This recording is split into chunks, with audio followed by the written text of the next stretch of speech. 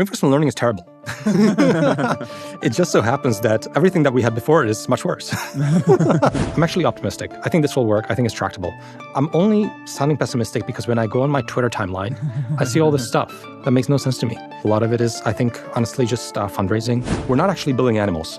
We're building ghosts. These like sort of ethereal spirit entities because they're fully digital and they're kind of like mimicking humans. And it's a different kind of intelligence. It's business as usual because we're in an intelligence explosion already and have been for decades.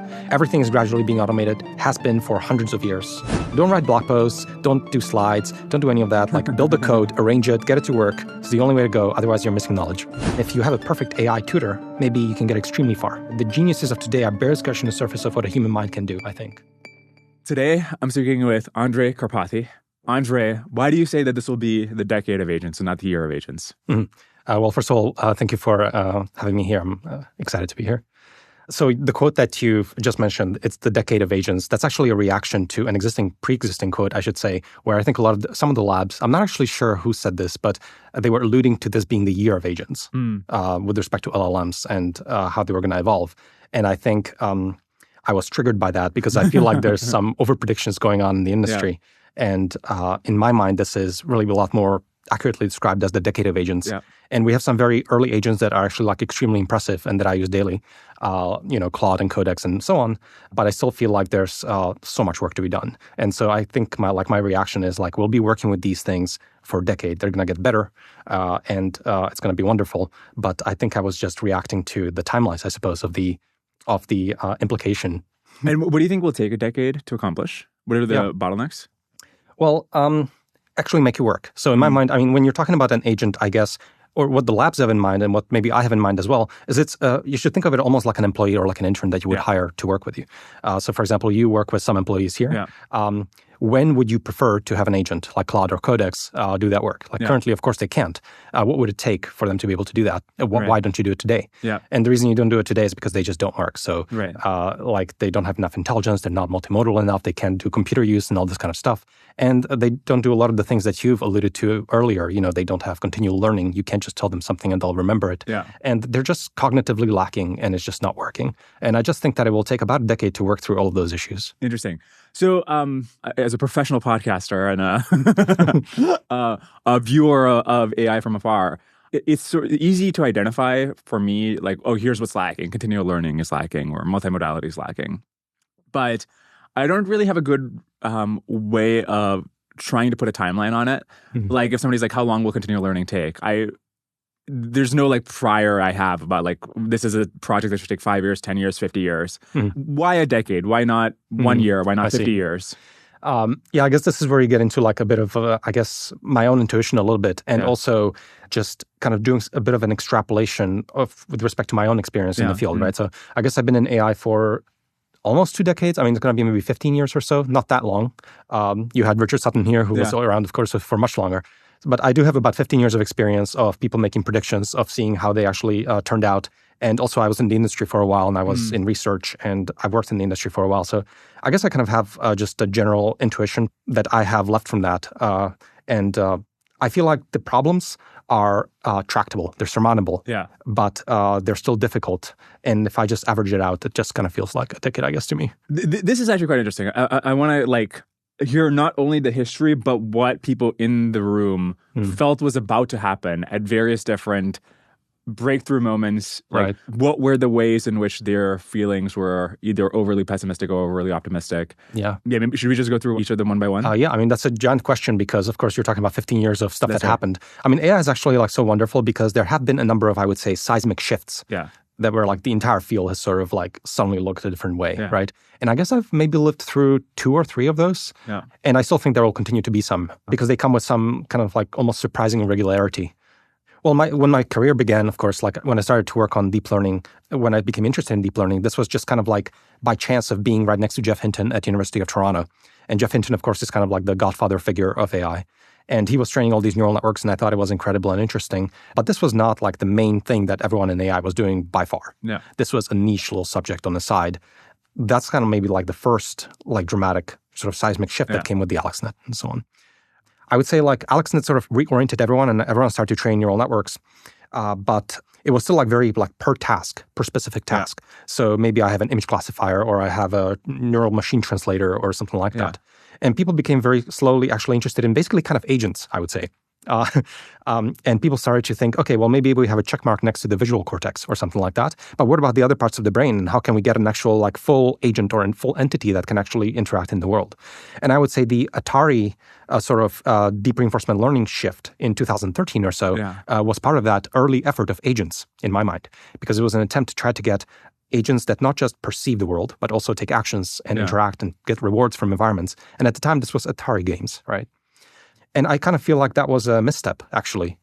And it was a misstep that actually even the early OpenAI that I was a part of course, kind of adopted, because at that time, the zeitgeist was reinforcement learning environments, games, game playing, beat games, get lots of different types of games, and OpenAI was doing a lot of that.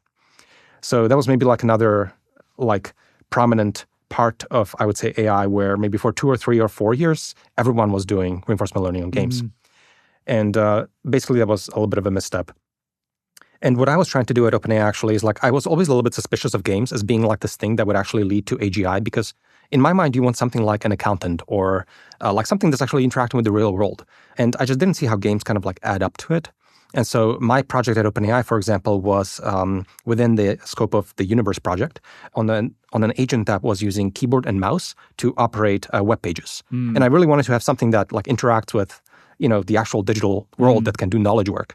And it just so turns out that this was extremely early, way too early.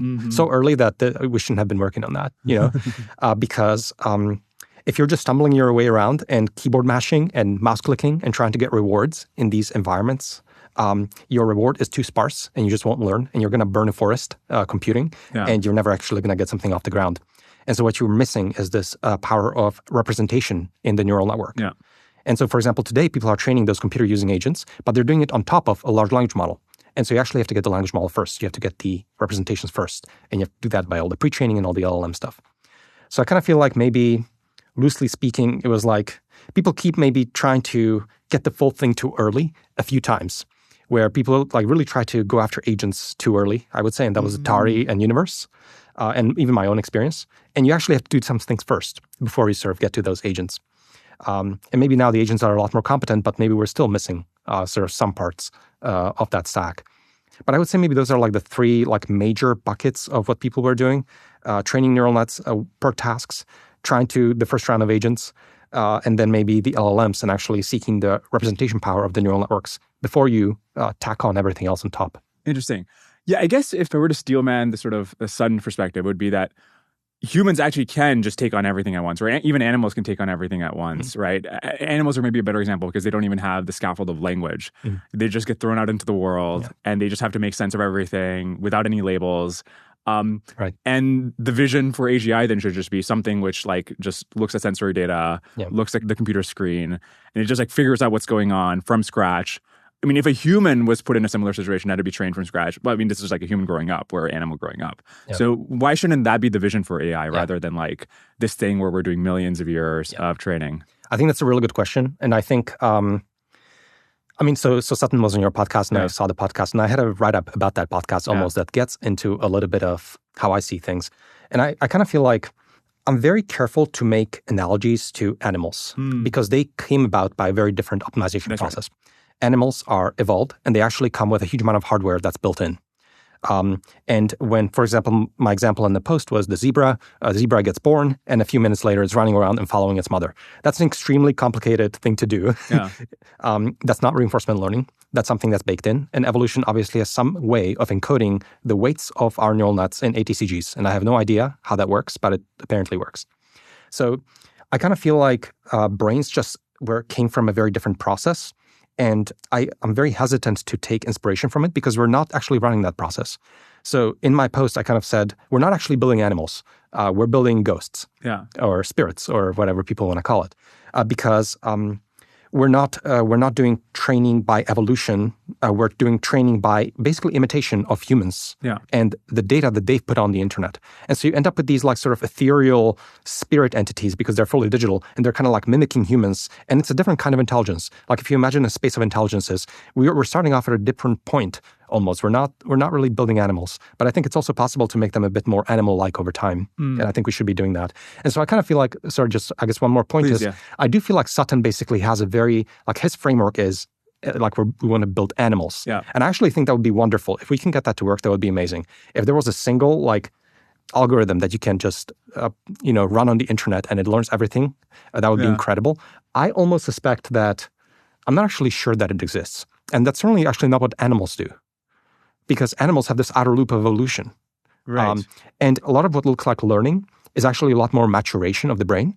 And I think there's actually very little reinforcement learning for animals. And I think a lot of the reinforcement learning is actually like more like motor tasks. It's not intelligence tasks. So I actually kind of think humans don't actually like really use RL, roughly speaking, is what I would say. Can you repeat the last sentence? A lot of that intelligence is not motor tasks. It's what? Sorry? A lot of the reinforcement learning, in my perspective, would be things that are a lot more like motor-like, like simple kind of like tasks, throwing a hoop, or something like that. But I don't think that humans use reinforcement learning for a lot of intelligence tasks like problem solving and so on. Interesting. That doesn't mean we shouldn't do that for research, but I just feel like that's what animals do or don't. I'm going to take a second to digest that because there's a lot of different ideas. Maybe it was one clarifying question I can ask to understand the perspective. So I think you suggest that, look, evolution is doing the kind of thing that pre-training does in the sense of building something which can then understand the world.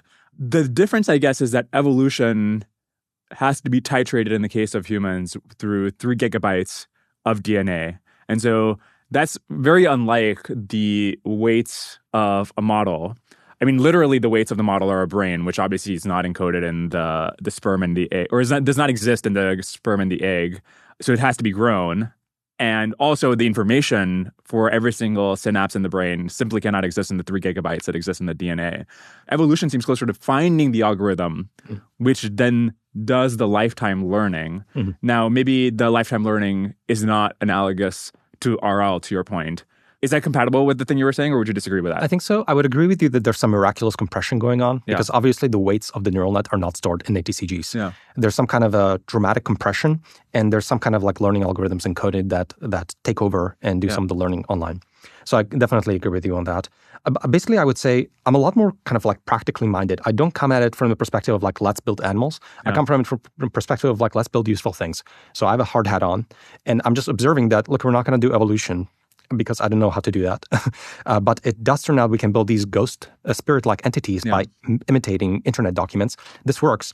And it's actually kind of like, it's a way to bring you up to something that has a lot of sort of built-in knowledge and intelligence in some way, similar to maybe what evolution has done. So that's why I kind of call pre-training this kind of like crappy evolution. It's like the practically possible version with our technology and what we have available to us to get to a starting point where we can actually do things like reinforcement learning and so on. Just to steelman the other perspective, because after doing this in an interview and thinking about it a bit, he has an important point here. Evolution does not give us the knowledge, really, right? It gives us the algorithm to find the knowledge. And that seems different from pre-training. So if perhaps the perspective is that pre-training helps build the kind of entity which can learn better, it teaches meta learning, and therefore it is similar to like finding an algorithm. But if it's like evolution gives us knowledge and pre-training gives us knowledge, they're not. That analogy seems to break down. So it's subtle, and I think you're right to push back on it. But basically, the thing that pre-training is doing, so you're basically getting the next token predictor over the internet, and you're training that into a neural net. It's doing two things actually that are kind of like unrelated. Number one, it's picking up all this knowledge, as I call it. Number two, it's actually becoming intelligent. By observing the algorithmic patterns in the internet, it actually kind of like boots up all these like little circuits and algorithms inside the neural net to do things like in-context learning and all this kind of stuff. And actually, you don't actually need or want the knowledge. I actually think that's probably actually holding back the neural networks overall because it's actually like getting them to rely on the knowledge a little too much sometimes. For example, I kind of feel like agents, one thing they're not very good at is going off the data manifold of what exists on the internet. If they had less knowledge or less memory, actually maybe they would be better. And so what I think we have to do kind of going forward, and this would be part of the research paradigms, is I actually think we need to start, we need to figure out ways to remove some of the knowledge and to keep what I call this this cognitive core. Is this like intelligent entity that is kind of stripped from knowledge but contains the algorithms and contains the magic, of intelligence and problem solving and the strategies of it and all this kind of stuff. There's so much interesting stuff there. Okay, so let's start with in-context learning. This is an obvious point, but I think it's worth just like saying it explicitly and meditating on it. The situation in which these models seem the most intelligent, in which they are like, I talk to them and I'm like, wow, there's really something on the other end that's like responding to me thinking about things. If it like makes a mistake, it's like, oh wait, that's actually the wrong way to think about it. I'm backing up. All that is happening in context. That's where I feel like the real intelligence you can like visibly see. Yeah. And that in context learning process is developed by gradient descent on pre-training, right? Like in meta, it spontaneously meta learns in context learning. But the in context learning itself is not gradient descent. In the same way that our lifetime intelligence as humans to be able to do things is conditioned by evolution, but our actual learning during our lifetime is like happening through some other process. I actually don't fully agree with that, but you should continue your thought. Okay. I'm very curious to understand how that analogy breaks down. I think I'm hesitant to say that in-context learning is not doing gradient descent because, I mean, it's not doing explicit gradient descent, but I still think that, so in-context learning, basically, it's pattern completion within a token window, right? And it just turns out that there's a huge amount of patterns on the internet. And so you're right, the model kind of like learns to complete the pattern. Yeah. And that's inside the weights. The weights of the neural network are trying to discover patterns and complete the pattern. And there's some kind of an adaptation that happens inside the neural network, right? Which is kind of magical and just falls out from internet just because there's a lot of patterns. I will say that there have been some papers that I thought were interesting that actually look at the mechanisms behind in-context learning. And I do think it's possible that in-context learning actually runs a small gradient descent loop internally in the layers of the neural network. And so I recall one paper in particular where they were doing linear regression actually using in-context learning. So basically your inputs into the neural network are XY pairs, XY, XY, XY that happen to be on the line. Yeah. And then you do X and you expect the Y. Yeah. And the neural network, when you train it in this way, actually does do linear regression. And normally when you would run linear regression, you have a small gradient descent optimizer that basically looks at XY, looks at an error, calculates the gradient of the weights, and does the update a few times. It just turns out that when they looked at the weights of that in-context learning algorithm, they actually found some analogies to gradient descent mechanics.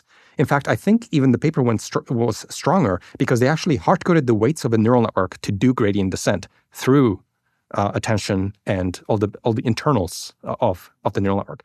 So I guess that's just my only pushback is that who knows how in-context learning works, but I actually think that it's probably doing a little bit of some kind of funky gradient descent internally, and that I think that that's possible. So I guess I was only pushing back on you're saying it's not doing in-context learning. Who knows what it's doing, but it's probably maybe doing something similar to it, but we don't know. So then it's worth thinking about, okay, if both of them are implementing if in-context learning and pre-training are both implementing something like gradient descent, right, why does it feel like in-context learning actually we're getting to this like continual learning, real intelligence like thing, whereas you don't get the analogous feeling just from pre-training? At least you could argue that. And so if it's the same algorithm, what could be different? Well, one way you could think about it is how much information does the model store per information it receives from training? And if you look at pre-training, if you look at Llama 3, for example, I think it's trained on 15 trillion tokens. And if you look at the 70B model, that would be the equivalent of 0.07 bits per token in that it sees in pre-training in terms of like the information in the weights of the model compared to the tokens it reads. Whereas if you look at the KV cache and how it grows per additional token in context learning, it's like 320 kilobytes. Yeah. So that's a 35 million-fold difference in how much information per token is assimilated by the model. Yeah. I wonder if that's relevant at all. I think I kind of agree. I mean, the way I usually put this is that anything that happens during the training of the neural network, the knowledge is only kind of like a hazy recollection of what happened in the training time. And that's because the compression is dramatic. You're taking 15 trillion tokens and you're compressing it to just your fine neural network of a few billion parameters.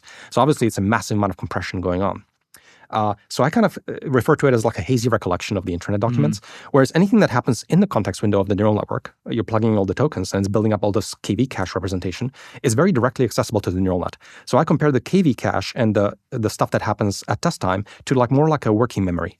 Like all the stuff that's in the context window is very directly accessible to the neural net. So there's always like these almost surprising analogies between LLMs and humans. And I find them kind of surprising because we're not trying to build a human brain, of course, just directly. We're just finding that this works and we're doing it. But I do think that anything that's in the weights, it's kind of like a hazy recollection of what you read a year ago. Anything that you give it as a context at test time is directly in the working memory. And I think that's a very powerful analogy to think through things.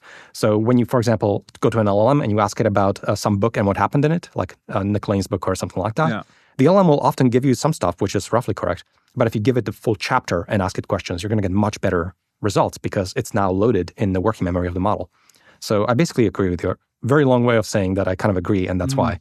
Stepping back, what is the part about human intelligence that we have most failed to replicate with these models? I almost feel like just a lot of it still. So maybe one way to think about it, I don't know if this is the best way, but I almost kind of feel like, again, making these analogies, imperfect as they are, we've stumbled by with the transformer neural network, which I think is extremely powerful, very general. You can train transformers on audio or video or text or whatever you want, and it just learns patterns, and they're very powerful, and it works really well. That, to me, almost indicates that this is kind of like some piece of cortical tissue. It's something like that, because the cortex is famously very plastic as well. You can rewire, parts of brains, and there was the slightly gruesome experiments with rewiring like visual cortex to the auditory cortex, and this animal like learn, find, etc. So I think that this is kind of like a cortical tissue. I think when we're doing reasoning and planning inside the neural networks, so basically doing reasoning traces for thinking models, that's kind of like the prefrontal cortex.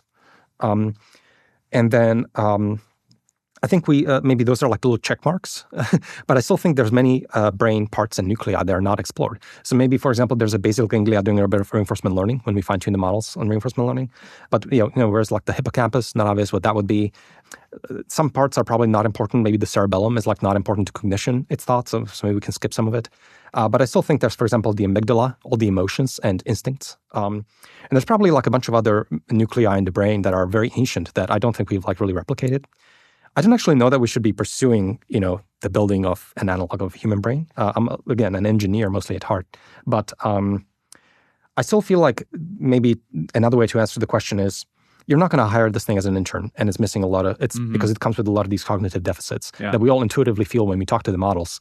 And so it's just like not fully there yet. And you can look at it as like not all the brain parts are checked off yet. This is maybe relevant to the question of thinking about how fast these issues will be solved.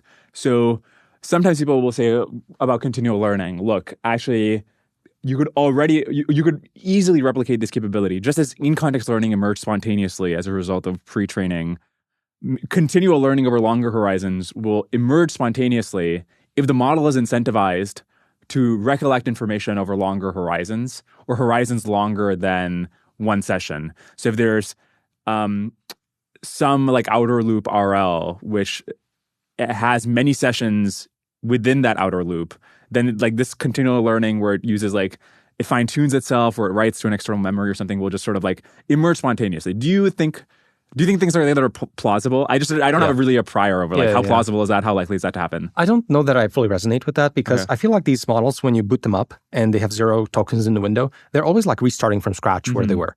So I don't actually know in that worldview what it looks like because again, maybe making some analogies to humans just because I think it's roughly concrete and kind of interesting to think through. I feel like when I'm awake, I'm building up a context window of stuff that's happening during the day. But I feel like when I go to sleep, something magical happens where I don't actually think that context window stays around. I think there's some process of distillation into weights of my brain. And this happens during sleep and all this kind of stuff. We don't have an equivalent of that in large language models. And that's, to me, more adjacent to when you talk about continual learning and so on as absent. These models don't really have this distillation phase of taking what happened, analyzing it, obsessively thinking through it, basically doing some kind of a synthetic data generation process and distilling it back into the weights, and maybe having specific neural net per person. Maybe it's a LoRa. It's not a full. It's not a full weight neural network. It's just small. Some of the small sparse subset of the weights are changed. But basically, we do want to create ways of creating these individuals that have very long contexts. It's not only remaining in the context window because the context windows grow very, very long. Like maybe we have some very elaborate sparse attention over it. But I still think that humans obviously have some process for distilling some of that knowledge into the weights. We're missing it. And I do also think that humans have some kind of a very elaborate sparse attention scheme, which I think we're starting to see some early hints of. So DeepSeek v3.2 just came out, and I saw that they have like a sparse attention as an example. And this is one way to have very, very long context windows. So I almost feel like we are redoing a lot of the cognitive tricks that evolution came up with through a very different process. But we're, I think, going to converge on a similar architecture cognitively. Interesting. In 10 years, do you think it'll still be something like a transformer, but with a much more modified attention and more sparse MLPs and so forth? Well, the way I like to think about it is, okay, let's translation invariance in time, right? So 10 years ago, where were we? 2015, we had convolutional neural networks primarily. Residual networks just came out. So remarkably similar, I guess, but quite a bit different still. I mean, transformer was not around. All these sort of like more modern tweaks on the transformer were not around. So maybe some of the things that we can bet on, I think, in 10 years by translational sort of equivariance is we're still training giant neural networks with forward, backward pass and update through gradient descent. But maybe it looks a little bit different, and it's just everything is much bigger. Actually, recently, I also went back all the way to 1989, which was kind of a fun exercise for me a few years ago, because I was reproducing Jan LeCun's 1989 convolutional network, which was the first neural network I'm aware of trained via gradient descent, like modern neural network trained gradient descent on digit recognition. And I was just interested in, okay, how can I modernize this? How much of this is algorithms? How much of this is data? How much of this progress is compute and systems? And I was able to very quickly like half the learning rate just knowing by time travel by 33 years. So if I time travel by algorithms to 33 years, I could adjust what Jan LeCun did in 1989, and I could basically half the error. But to get further gains, I had to add a lot more data. I had to like 10x the training set. And then I had to actually add more computational optimizations. Had to basically train for much longer with dropout and other regularization techniques. And so it's almost like all these things have to improve simultaneously. So, we're probably going to have a lot more data. We're probably going to have a lot better hardware. Probably going to have a lot better kernels and software. We're probably going to have better algorithms. And all of those, it's almost like no one of them is winning too much. All of them are surprisingly equal. And this has kind of been the trend for a while. So I guess to answer maybe your question, I expect differences algorithmically to what's happening today. But I do also expect that some of the things that have stuck around for a very long time will probably still be there. It's probably still a giant neural network trained with gradient descent. That would be my guess. It's surprising that all of those things together only halved half the error. Yeah. Which is, so like 30 years of progress is, maybe half is a lot, because like if you half the error, that actually means that... Half is a lot, Yeah, okay. But I guess what was shocking to me is everything needs to improve across the board. Yeah. Architecture, optimize a loss function, and also has improved across the board forever. So I kind of expect all those changes to be alive and well. Yeah, actually, I was about to ask you a very similar question about NanoChat, because since you just coded up recently, every single sort of step in the process of building a chatbot is like fresh in your RAM. Yeah. And I'm curious if you had similar thoughts about like, oh, there was no one thing that was relevant to going from GPT-2 to NanoChat. What are sort of like surprising takeaways from the experience of building NanoChat? Yeah. So NanoChat is a kind of a repository I released. Was it yesterday or the day before? I can't remember. We can see the sleep deprivation that went into the... Well, it's just trying to be the simplest, complete repository that covers the whole pipeline end to end of building a ChatGPT clone. And so, you have all of the steps, not just any individual step, which is a bunch of, I worked on all the individual steps sort of in the past and released small pieces of code that kind of show you how that's done in algorithmic sense in like simple code. But this kind of handles all the entire pipeline. I think in terms of learning, it's not so much, I don't know that I actually found something that I learned from it necessarily. I kind of already had in my mind as like how you build it. And this is just a process of mechanically building it and making it clean enough and so that people can actually learn from it and that they find it useful. Yeah. What is the best way for somebody to learn from it? Is it just like delete all the code and try to re-implement from scratch, try to add modifications to it? Yeah, I think that's a great question. I would probably say, so basically it's about 8,000 lines of code that takes you through the entire pipeline. I would probably put it on the right monitor. Like if you have two monitors, you put it on the right. And you want to build it from scratch. You build it from start. You're not allowed to copy paste. You're allowed to reference. You're not allowed to copy paste. Maybe that's how I would do it. But I also think the repository by itself, it is like a pretty large beast. I mean, it's it's when you write this code, you don't go from top to bottom. You go from chunks and you grow the chunks. And that information is absent. Like you wouldn't know where to start. And so I think it's not just a final repository that's needed. It's like the building of the repository, which is a complicated chunk growing process. Right. So that part is not there yet. I would love to actually like add that probably later this week or something in some way. Like either it's probably a video or something like that. But maybe, roughly speaking, that's what I would try to do is build the stuff yourself, but don't allow yourself copy paste. Yeah. I do think that there's two types of knowledge almost. Like there's the high level surface knowledge. But the thing is that when you actually build something from scratch, you're forced to come to terms with what you don't actually understand, and you don't know that you don't understand it. Interesting. And it always leads to a deeper understanding. And it's like just the only way to build is like, if I can't build it, I don't understand it. Is that Feynman code, I believe, or something along those lines? Yeah. 100%, I've always believed this very strongly. Because there's all these like micro things that are just not properly arranged and you don't really have the knowledge. You just think you have the knowledge. So don't write blog posts, don't do slides, don't do any of that. Like build the code, arrange it, get it to work. It's the only way to go. Otherwise, you're missing knowledge. You tweeted out that coding models were actually of very little help to you in assembling this repository. And I'm curious why that was. Yeah. So the repository, I guess I built it over a period of a bit more than a month. And I would say there's like three major classes of how people interact with code right now. Some people completely reject all of LLMs and they are just writing by scratch. I think this is probably not the right thing to do anymore. The intermediate part, which is where I am, is you still write a lot of things from scratch, but you use the autocomplete that's basically available now from these models. So when you start writing out a little piece of it, it would autocomplete for you, and you can just tap through, and most of the time it's correct. Sometimes it's not, and you edit it.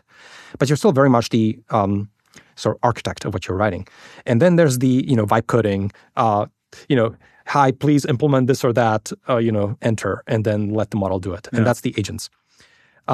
I do feel like the agents work in very specific settings, and I would use them in specific settings. But again, these are all tools available to you, and you have to like learn what they're good at and what they're not good at, and when to use them. So the agents are actually pretty good. For example, if you're doing boilerplate stuff, boilerplate code that's like just copy paste stuff, they're very good at that. They're very good at stuff that occurs very often on the internet, because there's lots of examples of it in the training sets of these models. So there's like features of things where the models will do very well. I would say NanoChat is not an example of this because it's a fairly unique repository. There's not that much code, I think, in the way that I've structured it. And it's not boilerplate code. It's like actually like intellectually intense code almost. And everything has to be very precisely arranged. And the models are always they have so many cognitive deficits, right? So one example, they keep misunderstanding the code because they have too much memory from all the typical ways of doing things on the internet that I just wasn't adopting. So the models, for example, I don't know if I want to get into the full details, but they keep thinking I'm writing normal code and I'm not. Maybe one example. I think maybe one example is so the way to synchronize. So you have 8 GPUs that are all doing forward backwards. The way to synchronize gradients between them is to use a distributed data parallel container of PyTorch, which automatically does as you're doing the backward, it will start communicating and synchronizing gradients. I didn't use DDP because I didn't want to use it because it's not necessary. So I threw it out. And I basically wrote my own synchronization routine that's inside the step of the optimizer. And so the models were trying to get me to use the DDP container. And they were very concerned about, okay, this gets way too technical, but I wasn't using that container because I don't need it and I have a custom implementation of something like it. And they just couldn't internalize that you had your own. Yeah, they couldn't get past that. And then they kept trying to like mess up the style. Like they're way too over defensive. They make all these try-catch statements. They keep trying to make a production code base. And I have a bunch of assumptions in my code and it's okay. And it's just like, I don't need all this extra stuff in there. And so I just kind of feel like they're bloating the code base, they're bloating the complexity, they keep misunderstanding, they're using deprecated APIs a bunch of times. So it's a total mess. And it's just not net useful. I can go in and I can clean it up, but it's not net useful. I also feel like it's kind of annoying to have to like type out what I want in English because it's just too much typing. Like if I just navigate to the part of the code that I want and I go where I know the code has to appear and I start typing out the first 3 letters, autocomplete gets it and just gives you the code. And so I think this is a very high information bandwidth to specify what you want. If you point to the code where you want it and you type out the first few pieces and the model will complete it. So I guess what I mean is, I think these models are good in certain parts of the stack. I actually use the models a little bit in there are two examples where I actually use the models that I think are illustrative. One was when I generated a report. That's actually more boilerplatey. So I actually vibe coded partially some of that stuff. That was fine. Because it's not like mission critical stuff and it works fine. And then the other part is when I was rewriting the tokenizer in Rust. I'm actually not as good at Rust because I'm fairly new to Rust. So there's a bit of vibe coding going on when I was writing some of the Rust code. But I had Python implementation that I fully understand, and I'm just making sure I'm making a more efficient version of it, and I have tests. So I feel safer doing that stuff. And so basically they lower or like they increase accessibility to languages or paradigms that you might not be as familiar with. So I think they're very helpful there as well. Yeah. Because there's a ton of Rust code out there. The models are actually pretty good at it. I happen to not know that much about it. So the models are very useful there. The reason I think this question is so interesting is because the main story people have about AI exploding and getting to superintelligence pretty rapidly is AI automating, AI engineering, and AI research. And so they'll look at the fact that you can have Claude Code make entire CRUD applications from scratch and be like, if you had this same capability inside of OpenAI and DeepMind and everything, well, just imagine the level of like just, 1,000 of you or 1 million of you in parallel finding little architectural tweaks. And so it's quite interesting to hear you say that this is the thing they're sort of asymmetrically worse at. Yeah. And it's like quite relevant to forecasting whether the AI 2027 type explosion is likely to happen anytime soon. I think that's a good way of putting it. And I think you're getting at some of why my timelines are a bit longer. You're right. I think, they're not very good at code that hasn't never been written before. Maybe is like one way to put it, which is like what we're trying to achieve when we're building these models. Very naive question, but the architectural tweaks that you're adding to NanoChat, they're in a paper somewhere, right? They might even be in a repo somewhere. So is it surprising that they aren't able to integrate that into whenever you're like add rope embeddings or something? They do that in the wrong way. It's tough. I think they kind of know, but they don't fully know, and they don't know how to fully integrate it into the repo and your style and your code and your place and some of the custom things that you're doing and how it fits with all the assumptions of the repository and all this kind of stuff. So I think they do have some knowledge, but they haven't gotten to the place where they can actually integrate it, make sense of it, and so on. I do think that a lot of the stuff, by the way, continues to improve. So I think currently probably state-of-the-art model that I go to is the GPT-5 Pro. And that's a very, very powerful model. So if I actually have 20 minutes, I will copy-paste my entire repo and I go to GPT-5 Pro, the Oracle, for like some questions. And often it's not too bad and surprisingly good compared to what existed a year ago. Yeah. But I do think that overall the models are they're not there. And I kind of feel like the industry, it's making too big of a jump. And it's trying to pretend like this is amazing. And it's not. It's slop. And I think they're not coming to terms with it. And maybe they're trying to fundraise or something like that. I'm not sure what's going on. But we're at this intermediate stage. The models are amazing. They still need a lot of work. For now, autocomplete is my sweet spot. But sometimes for some types of code, I will go to a NLM agent. Yeah. Actually, this is also, here's another reason why this is really interesting. Through the history of programming, there's been many productivity improvements, compilers, linting, better programming languages, et cetera, which have increased programmer productivity, but have not led to an explosion. So that's like that sounds very much like autocomplete tab. And this other category is just like automation of the programmer. And so it's interesting you're seeing more in the category of the historical analogies of like, better compilers or something. Maybe because this gets at one other kind of thought that is like, I do feel like I have a hard time differentiating where AI begins and stops because I do see AI as fundamentally an extension of computing in some pretty fundamental way. And I feel like I see a continuum of this kind of like recursive self-improvement or like of speeding up programmers all the way from the beginning. Like even like I would say like code editors, syntax highlighting, syntax or like checking even of the types, like data type checking. All these kinds of tools that we've built for each other, even search engines. Like, why aren't search engines part of AI? Like, I don't know, like ranking is kind of AI, right? At some point, Google was like, even early on, they were thinking of themselves as an AI company doing Google search engine, which I think is totally fair. And so I kind of see it as a lot more of a continuum than I think other people do. And it's hard for me to draw the line. And I kind of feel like, okay, we're now getting a much better autocomplete. And now we're also getting some agents, which are kind of like these loopy things, but they kind of go off rails sometimes. And what's going on is that the human is progressively doing a bit less and less of the low-level stuff. For example, we're not writing the assembly code because we have compilers, right? Like compilers will take my high-level language in C and write the assembly code. Yeah. So we're abstracting ourselves very, very slowly. And there's this what I call autonomy slider of like more and more stuff is automated, of the stuff that can be automated at any point in time. And we're doing a bit less and less and raising ourselves in the layer of abstraction over the automation. One of the big problems with RL is that it's incredibly information sparse. Labelbox can help you with this by increasing the amount of information that your agent gets to learn from with every single episode. For example, one of their customers wanted to train a coding agent. So Labelbox augmented an IDE with a bunch of extra data collection tools and staffed a team of expert software engineers from their aligner network to generate trajectories that were optimized for training. Now, obviously, these engineers evaluated these interactions on a pass-fail basis, but they also rated every single response on a bunch of different dimensions like readability and performance. And they wrote down their thought processes for every single rating that they gave. So you're basically showing every single step an engineer takes and every single thought that they have while they're doing their job. And this is just something you could never get from usage data alone. And so Labelbox packaged up all these evaluations and included all the agent trajectories and the corrective human edits for the customer to train on. This is just one example, so go check out how Labelbox can get you high-quality frontier data across domains, modalities, and training paradigms. Reach out at labelbox.com/Dwarkesh. Let's talk about RL a bit. You tweeted some very interesting things about this.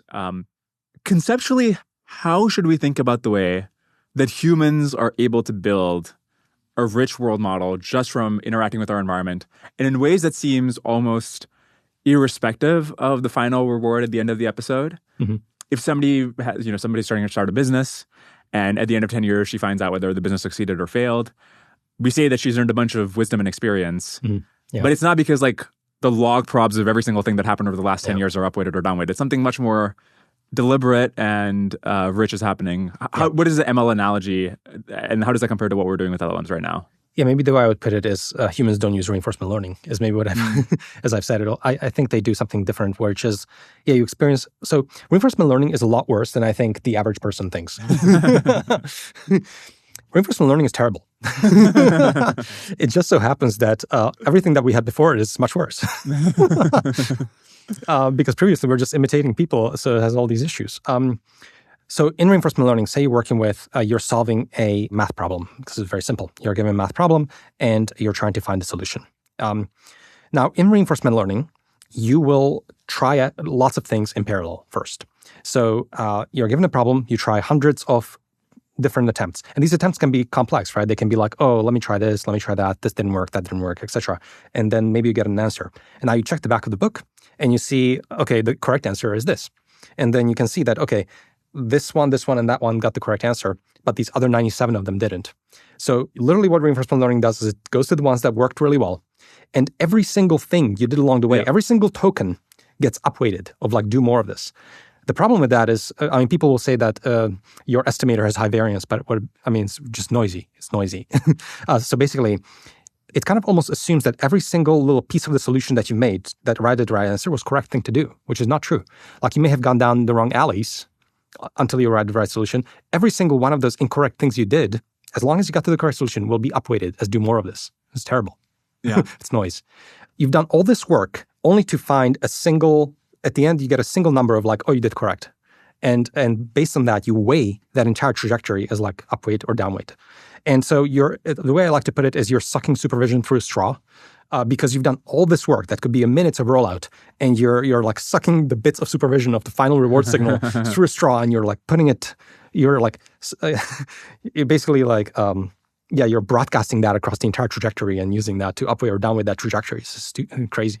A human would never do this. Number one, a human would never do hundreds of rollouts. Right. Number two, when a person sort of finds a solution, they will have a pretty complicated process of review of like, okay, I think these parts that I did well, these parts I did not do that well. I should probably do this or that. And they think through things. There's nothing in current LLMs that does this. There's no equivalent of it. But I do see papers popping out that are trying to do this because it's obvious to everyone in the field. Yeah. So I kind of see as like the first imitation learning actually, by the way, was extremely surprising and miraculous and amazing that we can fine-tune by imitation on humans. And that was incredible because in the beginning, all we had was base models. Base models are autocomplete. And it wasn't obvious to me at the time, and I had to learn this. And the paper that like blew my mind was Instruct GPT, because it pointed out that, hey, you can take the pre-trained model, which is autocomplete. And if you just fine-tune it on text that looks like conversations, the model will very rapidly adapt to become very conversational. And it keeps all the knowledge from pre-training. And this blew my mind because I didn't understand that it's just like stylistically can adjust so quickly and become an assistant to a user through just a few loops of fine-tuning on that kind of data. It was very miraculous to me that worked. So incredible. And that was like 2 years, 3 years of work. And now came RL. And RL allows you to do a bit better than just imitation learning, right? Because you can't have these reward functions and you can hill climb on the reward functions. And so some problems have just correct answers. You can hill climb on that without getting expert trajectories to imitate. So that's amazing. And the model can also discover solutions that a human might never come up with. So this is incredible. And yet it's so stupid. So I think we need more.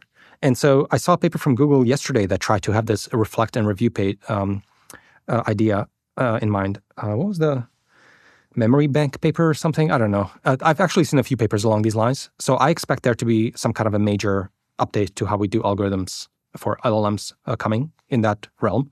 And then I think we need 3 or 4 or 5 more. Something like that. But you're so good at coming up with evocative phrases. Sucking supervision through a straw is like so good. Why hasn't, so you're saying like your problem with outcome-based reward is that you have this huge trajectory and then at the end you're trying to learn every single possible thing about what you should do and what you should learn about the world from that one final bit. Why hasn't, given the fact that this is obvious, why hasn't process-based supervision as an alternative been a successful way to make models more capable? What has been preventing us from using this alternative paradigm? So process-based supervision just refers to the fact that we're not going to have a reward function only at the very end of after you've made 10 minutes of work. I'm not going to tell you did well or not well. I'm going to tell you at every single step of the way how well you're doing. And this is basically the reason we don't have that is it's not it's tricky how you do that properly because you have partial solutions and you don't know how to assign credit. So when you get the right answer, it's just an equality match to the answer. Very simple to implement. Yeah. If you're doing basically process supervision, how do you assign in an automatable way partial credit assignment? It's not obvious how you do it. Lots of labs, I think, are trying to do it with these LLM judges. So basically, you get LLMs to try to do it. So you prompt an LLM, hey, look at a partial solution of a student. How well do you think they're doing if the answer is this? And they try to tune the prompt. The reason that I think this is kind of tricky is quite subtle. And it's the fact that anytime you use an LLM to assign a reward, those LLMs are giant things with billions of parameters, and they're gameable. And if you're reinforcement learning with respect to them, you will find adversarial examples for your LLM judges, almost guaranteed. You can't do this for too long. You do maybe 10 steps or 20 steps, maybe it will work, but you can't do 100 or 1,000 because it's not obvious. Because I understand it's not obvious, but basically the model will find little cracks. It will find all these like spurious things in the nooks and crannies of the giant model and find a way to cheat it. So one example that's prominently in my mind is, I think this was probably public, but basically, if you're using an LLM judge for a reward, so you just give it a solution from a student and ask it if the student did well or not. We were training with reinforcement learning against that reward function, and it worked really well. And then suddenly the reward became extremely large, like it was a massive jump, and it did perfect. And you're looking at it like, wow, this means the student is perfect in all these problems. It's fully solved math. But actually, what's happening is that when you look at the completions that you're getting from the model, they are complete nonsense. They start out okay, and then they change to the. So it's just like, oh, okay, let's take 2 plus 3, and we do this and this, and then the. And you're looking at it as like, this is crazy. How is it getting a reward of 1 or 100%? And you look at the LLM judge, and it turns out the is an adversarial example for the model, and it assigns 100% probability to it. And it's just because this is an out-of-sample example to the LLM. Yeah. It's never seen it during training, and you're in pure generalization land. Right. It's never seen it during training. And in the pure generalization land, you can find these examples that break it. You're basically training the LLM to be a prompt injection model. Not even that. Prompt injection is way too fancy. You're finding adversarial examples, as they're called. These are nonsensical solutions that are obviously wrong, but the model thinks are amazing. So to the extent you think this is the bottleneck to making RL more functional, then that will require making LLMs better judges, if you want to do this in an automated way. And then so is it just going to be like some sort of GAN-like approach where you had to train models to be more robust? Yeah. To I think the labs are probably doing all that. Like, okay, so the obvious thing is like the should not get 100% reward. Okay, well, take the, put in the training set of the LLM judge and say this is not 100%, this is 0%. You can do this.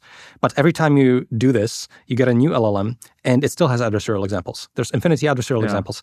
And I think probably if you iterate this a few times, it'll probably be harder and harder to find adversarial examples. But I'm not 100% sure because this thing has a trillion parameters or whatnot. So I bet you the labs are trying. I don't actually. I still think we need other ideas. Interesting. Do you have some shape of what the other idea could be? So like this idea of like a review solution and come up with synthetic examples such that when you train on them, you get better, and like meta learn it in some way. And I think there's some papers that I'm starting to see pop out. I only am at a stage of like reading abstracts because a lot of these papers, they're just ideas. Someone has to actually like make it work on a frontier LLM lab scale in full generality. Because when you see these papers, they pop up and it's just like a little bit of noisy, It's cool ideas, but I haven't actually seen anyone convincingly show that this is possible. That said, the LLM labs are fairly closed. So who knows what they're doing now, but yeah. So I guess I see a very, not easy, but like I can conceptualize how you would be able to train on synthetic examples or synthetic problems that you have made for yourself. But there seems to be another thing humans do. Maybe sleep is this, maybe daydreaming is this, which is not necessarily come up with fake problems, but just like reflect. Yeah. And I'm not sure what the ML analogy for, daydreaming or sleeping, but just reflecting. I haven't come up with a new problem. I mean, obviously the very basic analogy would just be like fine-tuning on reflection bits, but I feel like in practice that probably wouldn't work that well. So I don't know if you have some take on what the analogy of like this thing is. Yeah, I do think that we're missing some aspects there. So as an example, when you're reading a book, I almost feel like currently when LLMs are reading a book, what that means is we stretch out the sequence of text and the model is predicting the next token and it's getting some knowledge from that. That's not really what humans do, right? So when you're reading a book, I almost don't even feel like the book is like exposition I'm supposed to be attending to and training on. The book is a set of prompts for me to do synthetic data generation, or for you to get into a book club and talk about it with your friends. And it's by manipulating that information that you actually gain that knowledge. And I think we have no equivalent of that, again, with LLMs. They don't really do that, but I'd love to see during pre-training some kind of a stage that thinks through the material and tries to reconcile it with what it already knows and thinks through for like some amount of time and gets that to work. And so there's no equivalence of any of this. This is all research. There's some very subtle that I think are very hard to understand reasons why it's not trivial. So if I can just describe one. Why can't we just synthetically generate and train on it? Well, because every synthetic example, like if I just give synthetic generation of the model thinking about a book, you look at it and you're like, this looks great. Why can't I train on it? Well, you could try, but the model will actually get much worse if you continue trying.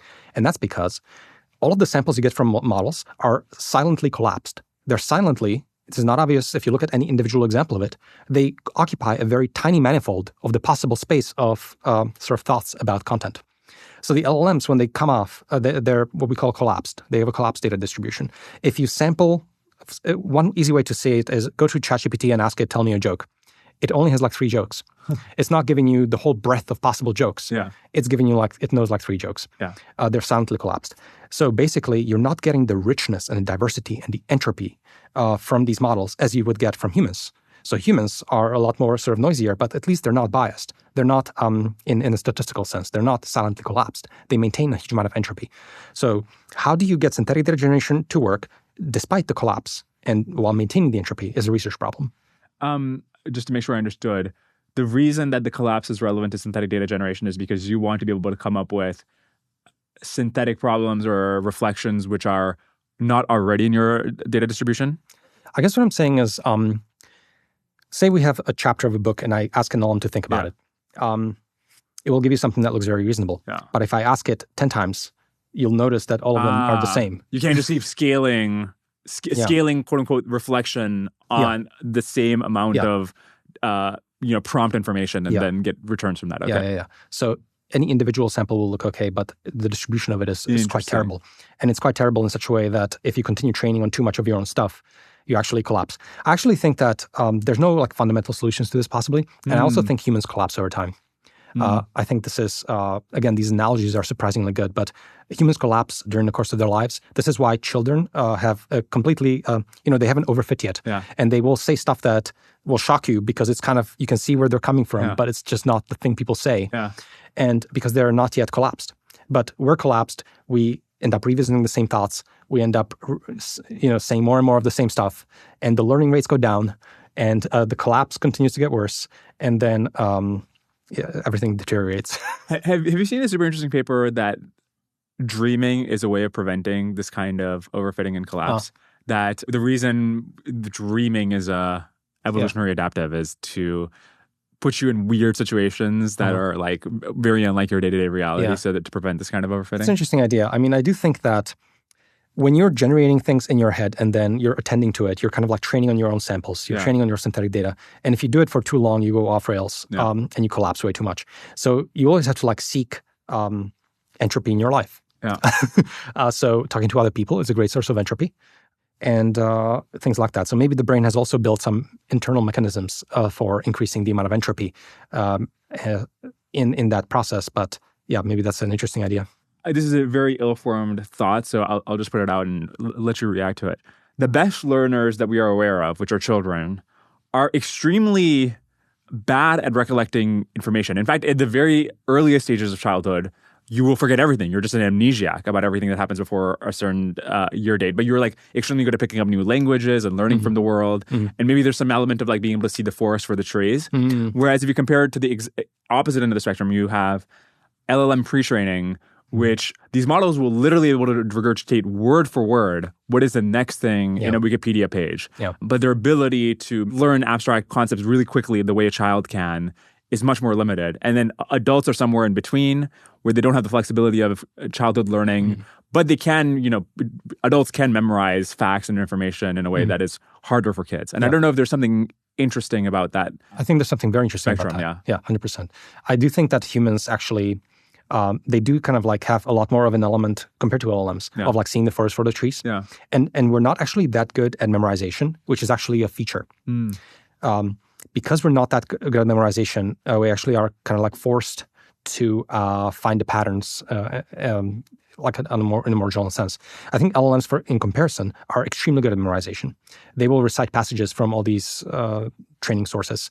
You can give them completely nonsensical data. Like you can take, you can hash some amount of text or something like that. You get a completely random sequence. If you train on it, even just I think a single iteration or two, it can suddenly regurgitate the entire thing. It will memorize it. There's no way a person can read a single sequence of random numbers and recite it to you. And that's a feature, not a bug, almost.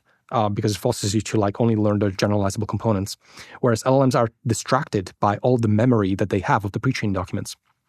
And it's probably very distracting to them in a certain sense. So that's why when I talk about the cognitive core, I actually want to remove the memory, which is what we talked about. I'd love to have them have less memory so that they have to look things up. And that they only maintain the algorithms for like thought and the idea of an experiment and all this cognitive glue of acting. And this is also relevant to preventing model collapse. Let me think. I'm not sure. I think it's almost like a separate axis. It's almost like the models are way too good at memorization, and somehow we should remove that. And I think people are much worse, but it's a good thing.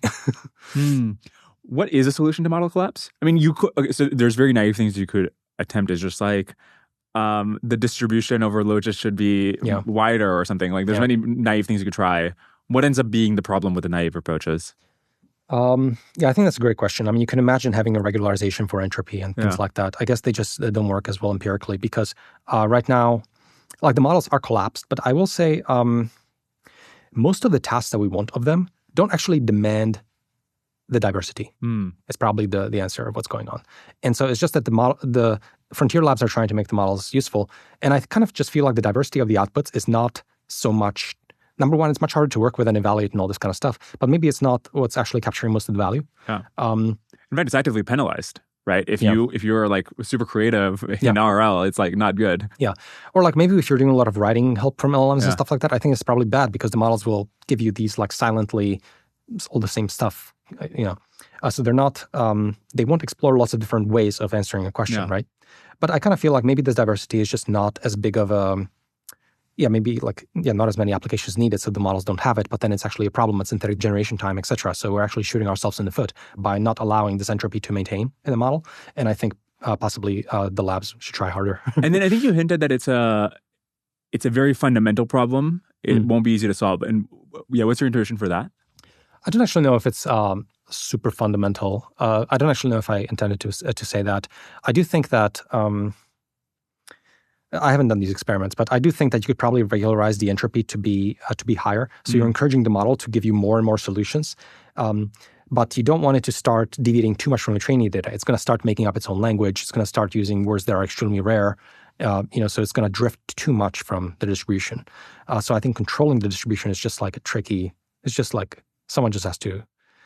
It's probably not trivial in that sense. How many bits should the optimal core of intelligence end up being if you just had to make a guess? The thing we put on the von Neumann probes. Yeah. How big does it have to be? So it's really interesting in the history of the field because at one point everything was very scaling pilled in terms of we're going to make much bigger models, trillions of parameter models. And actually what the models have done in size is they've gone up, and now they've actually kind of actually even come down. Their models are smaller. And even then, I actually think they memorized way too much. So I think I had a prediction a while back that I almost feel like we can get cognitive cores that are very good at even like a billion parameters. It should be already like if you talk to a billion parameter model, I think in 20 years, you can actually have a very productive conversation. It thinks, and it's a lot more like a human. But if you ask it some factual question, it might have to look it up. But it knows that it doesn't know, and it might have to look it up, and it will just do all the reasonable things. That's actually surprising that you think it will take a billion, because already we have a billion parameter models, or a couple billion parameter models that are like very intelligent. Well, state-of-the-art models are like a trillion parameters, right? But they remember so much stuff. Like, it's just But I'm surprised that in 10 years, given the pace, we have GPT OSS 20B that's way better than GPT-4 original, which was a trillion plus parameters. So given that trend, I'm actually surprised you think in 10 years the cognitive core is still a billion parameters. I'm surprised you're not like, it's going to be like tens of millions or millions. No, because I basically think that the training data is, so here's the issue. The training data is the internet, which is really terrible. So there's a huge amount of gains to be made because the internet is terrible. Yeah. Like if you actually, and even the internet, when you and I think of the internet, you're thinking of like, Wall Street Journal, or that's not what this is. When you're actually looking at a pre-training data set in the Frontier lab and you look at a random internet document, it's total garbage. Like, I don't even know how this works at all. It's some like stock ticker symbols. It's a huge amount of slop and garbage from like all the corners of the internet. It's not like your Wall Street Journal article that's extremely rare.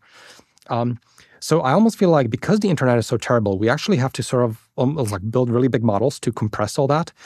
Most of that compression is memory work instead of like cognitive work. Interesting. But what we really want is the cognitive part, actually delete the memory. Right. And then, so I guess what I'm saying is like, we need intelligent models to help us refine even the pre-training set to just narrow it down to the cognitive components. And then I think you get away with a much smaller model because it's a much better data set and you could train it on it. But probably it's not trained directly on it. It's probably distilled from a much better model still. But why is the distilled version still a billion? Is I guess the thing I'm curious about. I just feel like distillation works extremely well. So almost every small model, if you have a small model, it's almost certainly distilled. Why would you train on... Right, no, but so why is the distillation not, in 10 years, not getting below 1 billion? Oh, you think it should be smaller than a billion?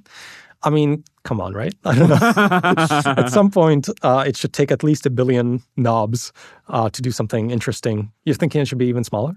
Yeah, I mean, just like if you look at the trend over the last few years, just finding low-hanging fruit and going from like trillion plus models that are like literally 2 orders of magnitude smaller in a matter of 2 years and having better performance. It makes me think the sort of like core of intelligence might be even way, way smaller. Like plenty of room at the bottom to paraphrase Feynman. I mean, I almost feel like I'm already contrarian by talking about 1 billion parameter cognitive core and you're outdoing me. I think, maybe we could get a little bit smaller. I mean, I still think that there should be enough. Yeah, maybe it can be smaller. I do think that practically speaking, you want the model to have some knowledge. Right. You don't want it to be looking up everything. Because then you can't like think in your head. You're looking up way too much stuff all the time. So I do think it needs to be some basic curriculum needs to be there for knowledge. But it doesn't have esoteric knowledge, Yeah.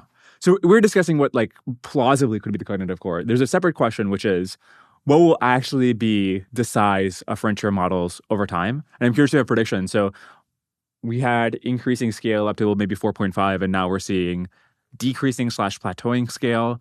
There's many reasons that could be going on, but do you have a prediction about going forward? Will the biggest models be bigger? Will they be smaller? Will they be the same? I don't know that I have a super strong prediction. I do think that the labs are just being practical. They have a flops budget and a cost budget. And it just turns out that pre-training is not where you want to put most of your flops or your cost. So that's why the models have gotten smaller, because they are a bit smaller. The pre-training stage is smaller, etc. But they make it up in reinforcement learning and all this kind of stuff, mid-training and all this kind of stuff that follows. So they're just being practical in terms of all the stages and how you get the most bang for the buck.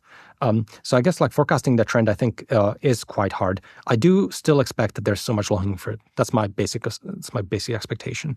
And so I have a very wide distribution here. Do you expect the low-hanging fruit to be similar in kind to the kinds of things that have been happening over the last 2 to 5 years? Like just in terms of like, if I look at Nano Chat versus Nano GPT and then the architectural tweaks you made, is that basically like the flavor of things you continue to keep happening? Or is there, you're not expecting any giant for the most paradigm part, shift? I expect the data sets to get much, much better because when you look at the average data sets, they're extremely terrible. Like so bad that I don't even know how anything works, to be honest. Like look at the average example in the training set. Like factual mistakes, errors, nonsensical things. Somehow when you do it at scale, the noise washes away and you're left with some of the signal. So data sets will improve a ton. It's just everything gets better. So our hardware, all the kernels for running the hardware and maximizing what you get with the hardware. So NVIDIA is slowly tuning the actual hardware itself, tensor cores and so on. All that needs to happen and will continue to happen. All the kernels will get better and utilize the chip to the max extent. All the algorithms will probably improve over optimization, architecture, and just all of the modeling components of how everything is done and what the algorithms are that we're even training with. So I do kind of expect like just everything. Nothing dominates. Everything plus 20%. Right. Interesting. Is like roughly what I've seen. Okay, this is my general manager, Max. Good to be here every day. And you have been here since you were onboarded about 6 months ago. But when I was 8 months ago. Oh, right. Time passes so fast. But when I onboarded you, I was in France. And so we basically didn't get the chance to talk at all almost. And you basically just gave me one login. So I gave you access to my Mercury platform, which is the banking platform that I was using at the time to run the podcast. And so I logged into Mercury assuming that would just be the first of many steps, but I realized that was how you were running the entire business. Even down to a lot of our editors are international contractors, and so you had just figured out how to set up these recurring payments to set up basic payroll. I mean, Mercury made the experience of all of these things I was doing before so seamless that it didn't even occur to me until you pointed it out that this is not the natural way to set up payroll or invoicing or any of these other things. Yeah, I was surprised, but I was like, it's worked so far. That's right, yeah. So maybe I'll trust it, and then now I can't think of doing anything else. All right, you heard him. Visit mercury.com to apply online in minutes. Cool. Thanks, Max. Thanks for having me. Dude, you're great at this. I'm so nervous, but thank you. Mercury is a financial technology company, not a bank. Banking services provided through Choice Financial Group, Column NA, and Evolve Bank and Trust, members FDIC. People have proposed different ways of charting how much progress we've made towards full AGI. Because if you can come up with some line, then you can see where that line intersects with AGI and where that would happen on the x-axis. And so people have proposed, it's like the education level. Like we had a high schooler and then they went to college with RL and they're going to get a PhD. Yeah, I don't like that one. Or then they'll propose horizon link. So maybe they can do tasks that take a minute. They can do those autonomously. Then they can autonomously do tasks that take an hour, a human an hour, a human a week, et cetera. Yeah. How do you think about what is the relevant y-axis here? How should we think about how AI is making progress? So I guess I have two answers to that. Number one, I'm almost tempted to reject the question entirely because again, I see this as an extension of computing. Have we talked about how to chart progress in computing, or how do you chart progress in computing since 1970s or whatever? What is the x-axis? So I kind of feel like the whole question is kind of funny from that perspective a little bit. But I will say, I guess when people talk about AI and the original AGI and how we spoke about it when OpenAI started, AGI was a system you can go to that can do any task that is economically valuable, any economically valuable task at human performance or better. Okay, so that was the definition, and I was pretty happy with that at the time. And I kind of feel like I've stuck to that definition forever. Yeah. And then people have made up all kinds of other definitions, but I feel like I like that definition. Now, number one, the first concession that people make all the time is they just take out all the physical stuff because we're just talking about digital knowledge work. Yeah. I feel like that's a pretty major concession compared to the original definition, which was like any task a human can do. I can lift things, etc. Yeah. Like AI can't do that, obviously. So, okay, but we'll take it. What fraction of the economy are we taking away by saying, oh, only knowledge work? I don't actually know the numbers. I feel like it's about 10 to 20%, if I had to guess, is only knowledge work. Like someone could work from home and perform tasks, something like that. I still think it's a really large market. What is the size of the economy and what is 10, 20%? Like we're still talking about a few $1 trillion of, even in the US, of market share almost, or like work. So still a very massive bucket. So, but I guess like going back to the definition, I guess what I would be looking for is to what extent is that definition true? Are there jobs or lots of tasks? If we think of tasks as, not jobs, but tasks, kind of difficult. Because the problem is like society will refactor based on the tasks that make up jobs compared to what's based on what's automatable or not. Yeah. But today, what jobs are replaceable by AI? So a good example recently was Jeff Hinton's prediction that radiologists would not be a job anymore. And this turned out to be very wrong in a bunch of ways, right? So radiologists are alive and well and growing, even though computer vision is really, really good at recognizing all the different things that they have to recognize in images. And it's just messy, complicated job with a lot of surfaces and dealing with patients and all this kind of stuff in the context of it. So I guess I don't actually know that by that definition, AI has made a huge amount of dent yet. But some of the jobs maybe that I would be looking for have some features that I think make it very amenable to automation earlier than later. As an example, call center employees often come up, and I think rightly so, because call center employees have a number of simplifying properties with respect to what's automatable today. Their jobs are pretty simple. It's a sequence of tasks, and every task looks similar. Like you take a phone call with a person, it's 10 minutes of interaction or whatever it is, probably a bit longer. In my experience, a lot longer. And you complete some task in some scheme and you change some database entries around or something like that. So you keep repeating something over and over again, and that's your job. So basically, you do want to bring in the task horizon, how long it takes to perform a task. And then you want to also remove context, like you're not dealing with different parts of services of companies or other customers. It's just the database, you and a person you're serving. Yeah. And so it's more closed, it's more understandable, and it's purely digital. So I would be looking for those things. But even there, I'm not actually looking at full automation yet. I'm looking for an autonomy slider. And I almost expect that we are not going to instantly replace people. We're going to be swapping in AIs that do 80% of the volume. They delegate 20% of the volume to humans, and humans are supervising teams of 5 AIs doing the call center work that's more rote. So I would be looking for new interfaces or new companies that provide some kind of a layer that allows you to manage some of these AIs that are not yet perfect. Yeah. And then I would expect that across the economy, and a lot of jobs are a lot harder than call center employee. I wonder with radiologists, I'm totally speculating. I have no idea what the actual workflow of a radiologist involves. But one analogy that might be applicable is when Waymos were first being rolled out, there'd be a person sitting in the front seat, and you just had to have them there to make sure that if something went really wrong, they're there to monitor. And I think even today, people are still watching to make sure things are going well. Robotaxi, which was just deployed, actually still has a person inside it. And we could be in a similar situation where if you automate 99% of a job, that last 1% the human has to do is incredibly valuable because it's bottlenecking everything else. And if it was the case with radiologists, where the person sitting in the front of the Uber or the front of the Waymo has to be specially trained for years in order to be able to provide the last 1%, their wages should go up tremendously because they're like the one thing bottlenecking wide deployment. So radiologists, I think their wages have gone up for similar reasons. If you're like the last bottleneck, and you're not fungible, which a Waymo driver might be fungible with other things. So you might see this thing where your wages go whoop, and then until you get to 98%, and then just like that. And when the last 1% is gone. I see. And I wonder if we're seeing similar things with radiology or salaries of call center workers or anything like that. Yeah, I think that's an interesting question. I don't think we're currently seeing that with radiology, and I don't have in my understanding, but I think radiology is not a good example, basically. I don't know why Jeff Hinton picked on radiology, because I think it's an extremely messy, complicated profession. Yeah. So I would be a lot more interested in what's happening with call center employees today, for example, because I would expect a lot of the rote stuff to be automatable today. and I don't have first level access to it, but maybe I would be looking for trends of what's happening with the call center employees.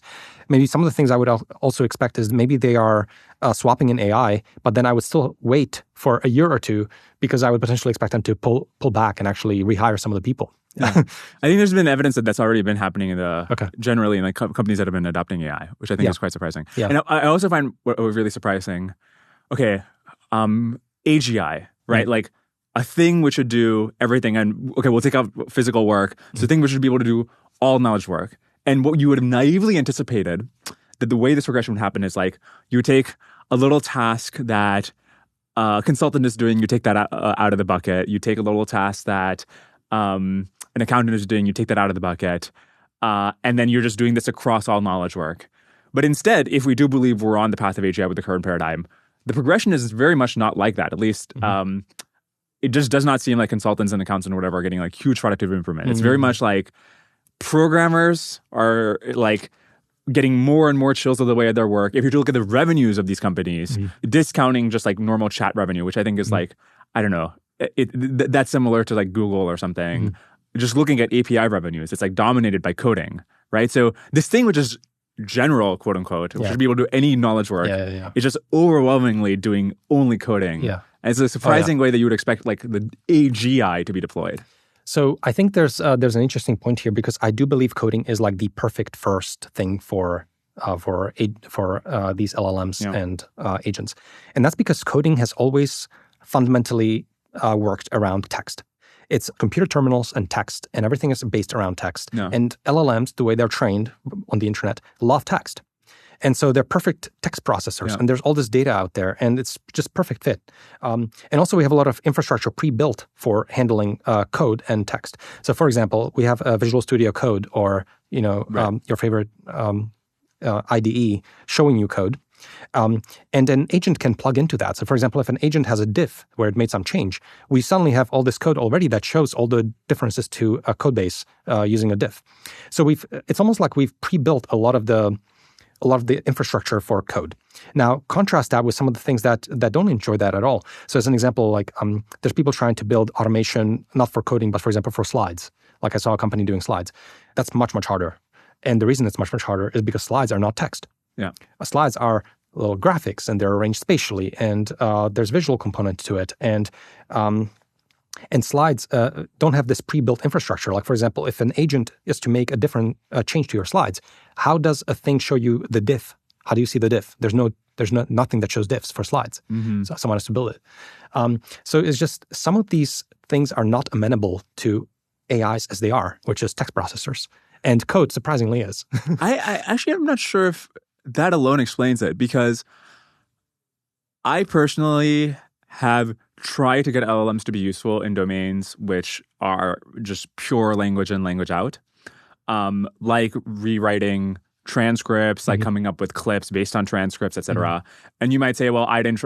It's very plausible that like I didn't do every single possible thing I could do. I put a bunch of good examples in context, but maybe I should have done like some kind of fine tuning, whatever. So our mutual friend Andy Matuszak told me that he actually tried 50 billion things to try to get models to be good at writing spaced repetition prompts. Again, very much language in, language out tasks, the kind of thing that should be dead center in the repertoire of these LLMs. I see.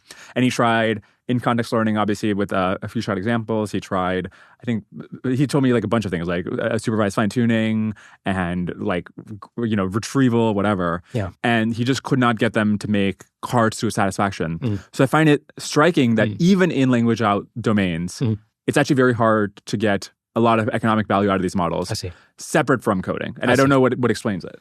Yeah, I think that makes sense. I mean, I would say, I'm not saying that anything text is trivial, right? Yeah. I do think that code is like, it's pretty structured.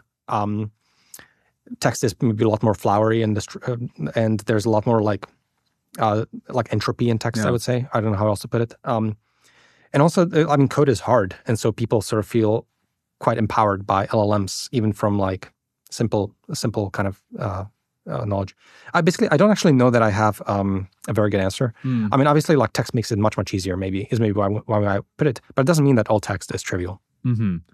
How do you think about superintelligence? Do you expect it to feel qualitatively different from normal humans or human companies? I guess I see it as like a progression of automation in society, right? And again, like extrapolating the trend of computing, I feel like there will be a gradual automation of a lot of things, and superintelligence will be sort of like the extrapolation of that. So I do think we expect more and more autonomous entities over time that are doing a lot of the digital work, and then eventually even the physical work, probably some amount of time later. But basically, I see it as just automation, roughly speaking. I guess automation includes the things humans can already do, and superintelligence applies things humans. Well, but some of the things that people do is invent new things, which I would just put into the automation, if that makes sense. Yeah. But I guess maybe less abstractly and more sort of like qualitatively. Do you expect something to feel like, okay, because this thing can either think so fast or has so many copies, or the copies can merge back into themselves, or is quote unquote much smarter, any number of advantages an AI might have. It will the civilization in which these AIs exist will just feel qualitatively different from human civilization. I think it will. I mean, it is fundamentally automation, but I mean, it will be like extremely foreign. I do think it will look really strange because, like you mentioned, we can run all of this on a computer cluster, etc., and much faster and all this thing. Yeah. I mean, maybe some of the scenarios, for example, that I start to get like nervous about with respect to when the world looks like that is this kind of like gradual loss of control and understanding of what's happening. And I think that's actually the most likely outcome probably, is that there will be a gradual loss of understanding of, and we'll gradually layer all this stuff everywhere, and there'll be fewer and fewer people who understand it, and that there will be a sort of this like scenario of a gradual loss of control and understanding of what's happening. That to me seems most likely outcome of how all of this stuff will go down. Let me probe on that a bit. It's not clear to me that loss of control and loss of understanding are the same things. A board of directors at like whatever, TSMC, Intel, name a random company, they're just like prestigious 80-year-olds. They have very little understanding. And maybe they don't practically actually have control. But, or actually maybe a better example is the president of the United States. The president has a lot of fucking power. I'm not trying to make a good statement about the current operant, but maybe I am. But like the actual level of understanding is very different from the level of control. Yeah, I think that's fair. That's a good pushback. I think like, I guess I expect loss of both. Yeah. How come?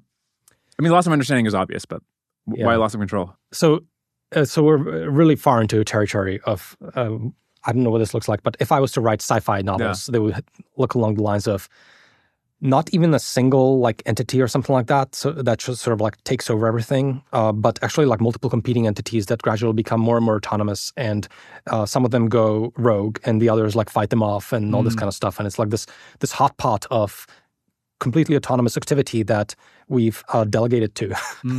I kind of feel like it would have that flavor. It is not the fact that they are smarter than us that is resulting in the loss of control. No, not necessarily. It is the fact that they are competing with each other, and whatever arises out of that competition that leads to the loss of control.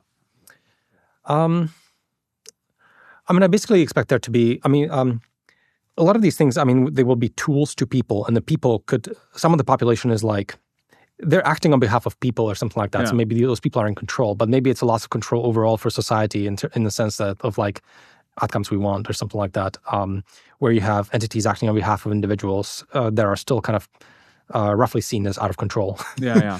This is a question I should have asked earlier. So we were talking about how currently it feels like when you're doing AI engineering or AI research, these models are more like in the category of compiler rather than in the category of a replacement. Yeah. At some point, if you have quote-unquote AGI, it should be able to do what you do.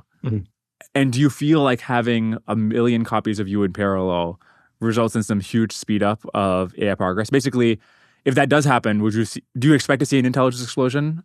Or even once we have a true AGI, not talking about LLMs today, but real AGI. I guess like what I mean is, I do, but it's business as usual because we're in an intelligence explosion already and have been for decades. And when you look at GDP, it's basically the GDP curve that is an exponential weighted sum over so many aspects of the industry. Everything is gradually being automated, has been for hundreds of years. Industrial revolution is automation and some of the physical components and the tool building and all this kind of stuff. Compilers are early software automation, etc. So I kind of feel like we've been recursively self-improving and exploding for a long time. And maybe another way to see it is I mean, Earth was a pretty, I mean, if you don't look at the biomechanics and so on, it was a pretty boring place, I think, and looked very similar if you just look from space and Earth is spinning. And then like we're in the middle of this like firecracker event. Right. But we're seeing it in slow motion. But I definitely feel like this has already happened for a very long time. And I don't see AI as like a distinct technology with respect to what has already been happening for a long time. So you think it's going to continue with this hyper exponential trend? And that's why like this was very interesting to me because I was trying to find AI in the GDP for a while. I thought that GDP should go up. But then I looked at some of the other technologies that I thought were very transformative, like maybe computers or mobile phones or etc. You can't find them in GDP. GDP is the same exponential. And it's just that even, for example, the early iPhone didn't have the App Store and it didn't have a lot of the bells and whistles that the modern iPhone has. And so even though we think of 2008, was it, when iPhone came out as like this major seismic change, it's actually not. Everything is like so spread out and so slowly diffuses that everything ends up being averaged up into the same exponential. And it's the exact same thing with computers. You can't find them in the GDP as like, oh, we have computers now. Yeah. That's not what happened because it's such a slow progression. And with AI, we're going to see the exact same thing. It's just more automation.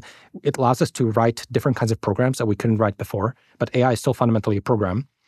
And it's a new kind of computer and a new kind of computing system, but it has all these problems. It's going to diffuse over time, and it's still going to add up to the same exponential. And we're still going to have an exponential that's going to get extremely vertical, and it's going to be very foreign to live in that kind of an environment.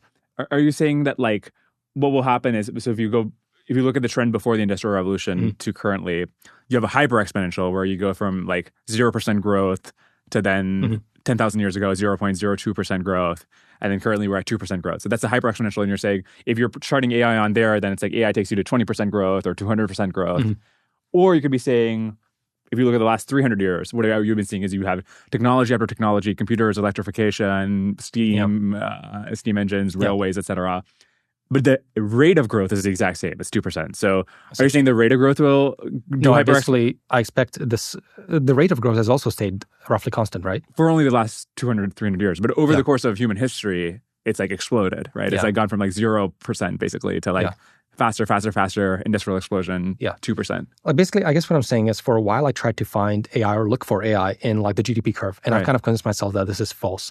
And that even when people talk about recursive self-improvement and labs and stuff like that, I even don't, this is business as usual. Of course it's going to recursively self-improve and it's been recursively self-improving. Like LLMs allow the engineers to work much more efficiently to build the next round of LLM. And a lot more of the components are being automated and tuned and et cetera. So all the engineers having access to Google search is sort of part of it. All the engineers having an ID, all of them having autocomplete or having Claude Code, et cetera. It's all just part of the same speed up of the whole thing. So it's just so smooth. But just to clarify, you're saying that the rate of growth will not change. Like, the intelligence explosion will show up as like, it just enabled us to continue staying on the 2% growth trajectory, just as the internet helped us stay on the 2% growth trajectory. Yeah, my expectation is that it stays the same pattern. I mean, just to throw the opposite argument against you, my expectation is that it like blows up because I think true AGI, and I'm not talking about LLM coding bots, I'm talking about like actual, this is like a replacement of a human in a server, is qualitatively different from these other productivity improving technologies. Because it's labor itself, right? I think we're living in a very labor-constrained world. Like if you talk to any startup founder or any person, you can just be like, okay, what do you need more of? You just like need really talented people. And if you just have billions of extra people who are inventing stuff, integrating themselves, making companies bottoms start to finish, that feels qualitatively different from just like a single technology. It's just sort of like just asking if you like if we had 10 billion extra people on the planet. I mean, maybe a counterpoint. I mean, number one, I'm actually pretty willing to be convinced one way or another on this point. But I will say, for example, computing is labor. Computing was labor. Computers, like a lot of jobs disappeared because computers are automating a bunch of digital information processing that you now don't need a human for. And so computers are labor. And that has played out. And, self-driving as an example is also like computers doing labor. So like, I guess that's already been playing out. So it's still business as usual. Yeah. I guess you have a machine which is spitting out more things like that. At potentially a faster pace. And so we have examples of the growth regime changing where like you went from 0.2% growth to 2% growth. So it seems very plausible to me that like a machine which is then spitting out the next self-driving car and the next internet and whatever. I mean, I see where it's coming from. At the same time, I do feel like people make this assumption of like, okay, we have God in a box, and now it can do everything, and it just won't look like that. Yeah. It's gonna be able to do some of the things. It's gonna fail at some other things. It's gonna be gradually put into society, and basically we'll end up with the same pattern. Is my prediction. Yeah. Because this assumption of suddenly having a completely intelligent, fully flexible, fully general human in a box, and we can dispense it at arbitrary problems in society. I don't think that we will have this like discrete change, and so I think we'll arrive at the same kind of gradual diffusion of this across the industry. I think what often ends up being misleading in these conversations is people. I don't like to use the word intelligence in this context because intelligence implies you think like, oh, super intelligence will be sitting. There'll be a single super intelligence sitting in a server, and it'll like divine how to come up with new technologies and inventions that causes this explosion. And that's not what I'm imagining when I'm imagining 20% growth. I'm imagining that there's billions of, basically like very smart human-like minds potentially, or that's all that's required. But the fact that there's hundreds of millions of them, billions of them, each individually making new products, figuring out how to integrate themselves into the economy, just the way if like a highly experienced smart immigrant came to the country, you wouldn't need to like figure out how to integrate them in the economy. They figure it out. They could start a company. They could like make inventions, or like just increase productivity in the world. And we have examples even in the current regime of places that have had 10, 20% economic growth. If you just have a lot of people and less capital in comparison to the people, you can have Hong Kong or Shenzhen or whatever just had decades of 10% plus growth. And I think it's just like there's a lot of really smart people who are ready to like make use of the resources and do this like period of catch up because we've had this discontinuity. And I think it might be similar. So I think I think I understand, but I still think that you're presupposing some discrete jump. There's some unlock that we're waiting to claim. And suddenly we're going to have geniuses in data centers. And I still think you're presupposing some discrete jump that I think has basically no historical precedent, that I can't find in any of the statistics, and that I think probably won't happen. I mean, the Industrial Revolution is such a jump, right? You went from like 0% growth or 0.2% growth to 2% growth. I'm just saying like you'll see another jump like that. I'm a little bit suspicious. I would have to look at it. I'm a little bit suspicious, and I would have to take a look. For example, like maybe some of the logs are not very good from before the Industrial Revolution or something like that. So I'm a little bit suspicious of it, but maybe you're right. I don't have strong opinions. Maybe you're saying that this was a singular event that was extremely magical, and you're saying that maybe there's going to be another event that's going to be just like that, extremely magical. It will break paradigm and so on. I actually don't think the crucial thing about the Industrial Revolution was that it was not magical, right? Like if you just zoomed in, what you would see in 1770 or 1870 is not that there like was some key invention. Yeah, exactly. But at the same time, you did move the economy to a regime where the progress was much faster and the exponential 10x'd. And I expect a similar thing from AI where it's not like there's going to be a single moment where we made the crucial invention. Some overhang that's being unlocked. Like maybe there's a new energy source. There's some unlock, in this case, some kind of a cognitive capacity. And there's an overhang of cognitive work to do. That's right. And you're expecting that overhang to be filled by this new technology when it crosses the threshold. Yeah. And I mean, maybe one way to think about it is through history, a lot of growth, growth comes because people come up with ideas and then people are like out there doing stuff to execute those ideas and make valuable output. And through most of this time, population has been exploding. That has been driving growth. For the last 50 years, people have argued that growth has stagnated. Population in frontier countries has also stagnated. I think we go back on the hyper-exponential growth in population and output. Right? Sorry, exponential growth in population that causes hyper-exponential growth in output. Yeah. I mean, it's really hard to tell. Yeah. I understand that viewpoint. Yeah. I don't intuitively feel that viewpoint. So we just got access to Google's Veo 3.1. And it's been really cool to play around with. The first thing we did was run a bunch of prompts through both Veo 3 and 3.1 to see what's changed in the new version. So here's Veo 3. Hi, I'm Max, and I got stuck in a local minimum again. It's okay, Max. We've all been there. Took me 3 epochs to get out. And here's Veo 3.1. Hi, I'm Max, and I got stuck in a local minimum again. It's okay, Max. We've all been there. Took me 3 epochs to get out. 3.1's output is just consistently more coherent, and the audio is noticeably higher quality. We've been using Veo for a while now, actually. We released an essay earlier this year about AI firms, fully animated by Veo 2. And it's been amazing to see how fast these models are improving. This update makes VO even more useful in terms of animating our ideas and our explainers. You can try VO right now in the Gemini app with Pro and Ultra subscriptions. You can also access it through the Gemini API or through Google Flow. You recommended Nick Lane's book to me, and then on that basis, I also found it super interesting, and I interviewed him. And so I actually have some questions about sort of thinking about intelligence and evolutionary history. Now that you, over the last 20 years of doing AI research, you maybe have a more tangible sense of what intelligence is, what it takes to develop it. Are you more or less surprised as a result that evolution just sort of spontaneously stumbled upon it? I love Nick Lane's books, by the way. Yeah. So, I was just listening to his podcast on the way up here. With respect to intelligence and its evolution, it came fairly, it's very, very recent, right? I am surprised that it evolved. Yeah. I find it fascinating to think about all the worlds out there. Like, say, there's 1,000 planets like Earth and what they look like. I think Nick Lane was here talking about some of the early parts, right? Yeah. Like, okay, he expects basically very similar life forms, roughly speaking, and bacteria-like things in most of them. Yeah. And then there's a few breaks in there. I would expect that the evolution of intelligence intuitively feels to me like it should be a fairly rare event. And there have been animals for, I guess maybe you should base it on how long something has existed. So for example, if bacteria have been around for 2 billion years and nothing happened, then going to eukaryotes is probably pretty hard because bacteria actually came up quite early in Earth's evolution or history.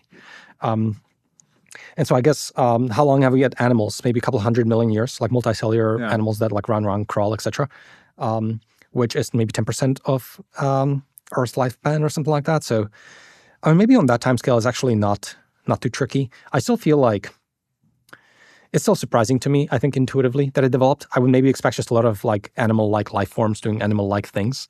The fact that you can get something that creates culture and knowledge and accumulates it is surprising to me. Okay, so there's actually a couple of interesting follow-ups. If you buy this sun perspective, that actually the crux of intelligence is animal intelligence. What the quote he said is, if you got to the squirrel, you'd be most of the way to AGI. Then we got to squirrel intelligence, I guess, right after the Cambrian explosion 600 million years ago. It seems like what instigated that was the oxygenation event 600 million years ago. But immediately the sort of like intelligence algorithm was there to like make the squirrel intelligence, right? So it's suggestive that animal intelligence was like that. As soon as you had the oxygen environment, you had the eukaryote, you could just like get the algorithm. Maybe there was like sort of an accident that evolution stumbled upon it so fast, but I don't know if that suggests it's like actually quite, at the end, going to be quite simple. Yes, basically it's so hard to tell, right, with any of this stuff. I guess you can base it a little bit on how long something has existed or how long it feels like something has been bottlenecked. Yeah. So Nick Lane is very good about describing this like very apparent bottleneck in bacteria and archaea. For 2 billion years, nothing happened. Like extreme diversity of biochemistry, and yet nothing that grows to become animals, 2 billion years. I don't know that we've seen exactly that kind of an equivalent with animals and intelligence, to your point, right? But I guess maybe we could also look at it with respect to how many times we think intelligence has like individually sprung up. That's a really good. That's a really good thing to investigate. Maybe one thought on that is, I almost feel like, there's the hominid intelligence, and there's, I would say, like the bird intelligence, right? Yeah. Like ravens, etc., are extremely clever, but their brain parts are actually quite distinct, and we don't have that much existence. So maybe that's a slight event of, there's a slight indication of maybe intelligence springing up a few times. And so in that case, you'd maybe expect it more frequently or something like that. Yeah. A former guest, Gwern, and also Carl Schulman have made a really interesting point about that, which is their perspective is that the scalable algorithm which humans have and primates have arose in birds as well, and maybe other times as well. But humans found a evolutionary niche which rewarded marginal increases in intelligence, and also had a scalable brain algorithm that could achieve those increases in intelligence. And so, for example, if a bird had a bigger brain, it would just like collapse out of the air. So it's very smart for the size of its brain, but it's like it's not in a niche which rewards the brain getting bigger. Maybe similar with some really smart dolphins, etc. Exactly, yeah. Whereas humans, like we have hands that like reward being able to learn how to do tool use. We can externalize digestion, more energy to the brain, and that kicks off the flywheel. Yeah, and just stuff to work with. I mean, I'm guessing it would be harder to, if I was a dolphin. Yeah. I mean, how do you can't have fire, for example, and Exactly. stuff like that. I mean, they're probably like the universe of things you can do in water, like inside water, is probably lower than what you can do on land. Yeah. Just chemically. Right. Yeah, I do agree with this viewpoint of these niches and what's being incentivized. I still find it kind of miraculous that I would have maybe expected things to get stuck on like animals with bigger muscles, Yeah. Like going through intelligence is actually a really fascinating breaking point. The way Gordon put it is, the reason it was so hard is there is a very tight line between being in a situation where something is so important to learn that it's not just worth distilling the exact right circuits directly back into your DNA versus it's not important enough to learn at all. Yeah. It has to be something which is like, you have to incentivize building the algorithm to learn in lifetime. Yeah, exactly. You have to incentivize some kind of adaptability. You actually want you actually want environments that are unpredictable. So evolution can't bake your algorithms into your weights. A lot of animals are basically pre-baked in this sense. And so humans have to figure it out at test time when they get born. And so maybe there was, you actually want these kinds of environments that actually change really rapidly or something like that, where you can't foresee what will work well. And so you actually put all that intelligence, you create intelligence to figure it out at test time. So Quentin Pope had this interesting blog post where he's saying the reason he doesn't expect a sharp takeoff is, so humans had the sharp takeoff where 60,000 years ago, we seem to have had the kind of architectures that we have today. And 10,000 years ago, agricultural revolution, modernity, ... What was happening in that 50,000 years? Well, you had to build this sort of like cultural scaffold where you can accumulate knowledge over generations. This is an ability that exists for free in the way we do AI training, where if you retrain a model, it can still, I mean, in many cases, they're literally distilled, but they can be trained on each other. They can be trained on the same pre-training corpus. They don't literally have to start from scratch. So there's a sense in which the thing which it took humans a long time to get this cultural loop going just comes for free with the way we do LLM training. Yes and no, because LLMs don't really have the equivalent of culture. And maybe we're giving them way too much and incentivizing not to create it or something like that. But I guess like the invention of culture and of written record and of like passing down notes between each other, I don't think there's an equivalent of that with LLMs right now. So LLMs don't really have culture right now. And it's kind of like one of the, I think, impediments, I would say. Can you give me some sense of what LLM culture might look like? So in the simplest case, it would be a giant scratchpad that the LLM can edit. And as it's reading stuff or as it's helping out with work, it's editing the scratchpad for itself. Why can't an LLM write a book for the other LLMs? That would be cool. Yeah. Like, why can't other LLMs read this LLM's book and be inspired by it or shocked by it or something like that? There's no equivalence for any of this stuff. Interesting. When would you expect that kind of thing to start happening? And more general question about like multi-agent systems and a sort of like independent AI, civilization and culture. I think there's two powerful ideas in the realm of multi-agent that have both not been like really claimed or so on.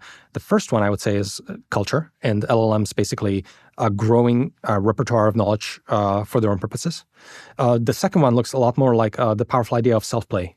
In my mind, is extremely powerful. So evolution actually is a lot of competition, basically driving intelligence and evolution. And in AlphaGo, more algorithmically, like AlphaGo is playing against itself, and that's how it learns to get really good at Go. And there's no equivalent of self-play in LLMs, but I would expect that to also exist, but no one has done it yet. Like, why can't an LLM, for example, create a bunch of problems that another LLM is learning to solve? And then the LLM is always trying to like serve more and more difficult problems, stuff like that, So like, I think there's a bunch of ways to actually organize it, and I think it's a realm of research. But I think I haven't seen anything that convincingly like claims both of those like multi-agent improvements. I still think we're mostly in the realm of a single individual agent, but I also think that will change. And in the realm of culture, also I would bucket also organizations, and we haven't seen anything like that convincingly either. So that's why we're still early. And can you identify the key bottleneck that's preventing this kind of collaboration between LLMs? Maybe like the way I would put it is somehow remarkably, again, some of these analogies work and they shouldn't, but somehow remarkably they do. A lot of the smaller models or the dumber, like the smaller models somehow remarkably resemble like a kindergarten student or then like a elementary school student or high school student, etc. And somehow we still haven't like graduated enough where this stuff can take over. Like it's still mostly like my Cloud Code or Codex. They still kind of feel like this elementary grade student. I know that they can take PhD quizzes, but they still cognitively feel like a kindergartner or an elementary school student. So I don't think they can create culture because they're still kids. Like they're savant kids. They have perfect memory of all this stuff, etc. And they can convincingly create all kinds of slop that looks really good.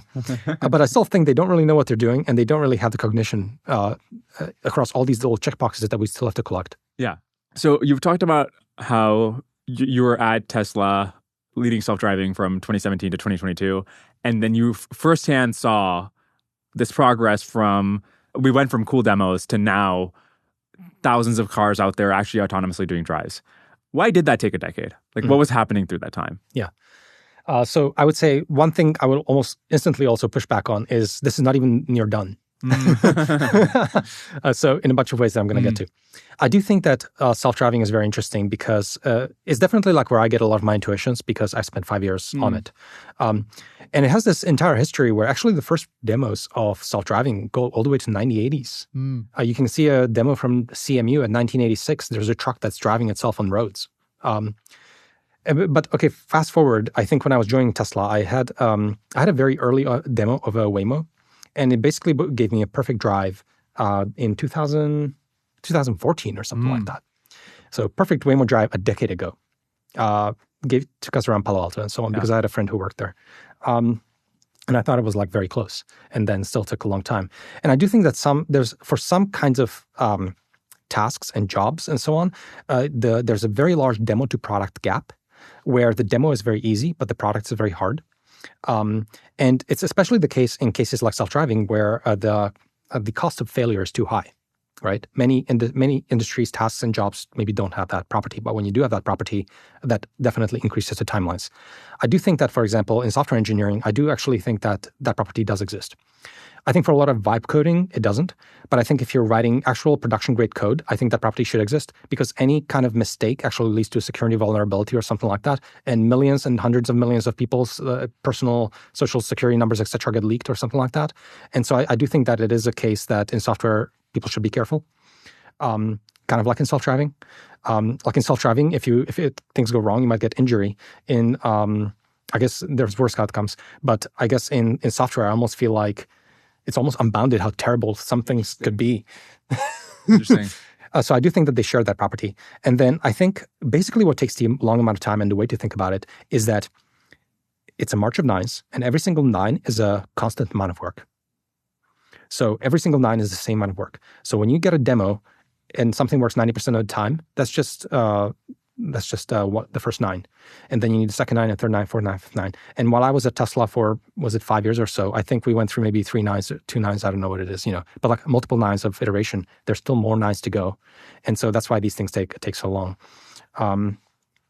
And so it's definitely formative for me, like seeing something that was a demo. I'm very unimpressed by demos. So whenever I see demos of anything, I'm extremely unimpressed by that. It works better if you can, if it's a demo that someone cooked up and is just showing you its worst. If you can interact with it, it's a bit better. But even then, you're not done. You need actual product. It's going to face all these challenges when it comes in contact with reality and all these different pockets of behavior that need patching. And so I think we're going to see all that stuff play out. It's a march of nines. Each nine is constant. Demos are encouraging. Still a huge amount of work to do. I do think it is a kind of a critical safety domain, unless you're doing vibe coding, which is all nice and fun and so on. And so that's why I think this also enforces my timelines from that perspective.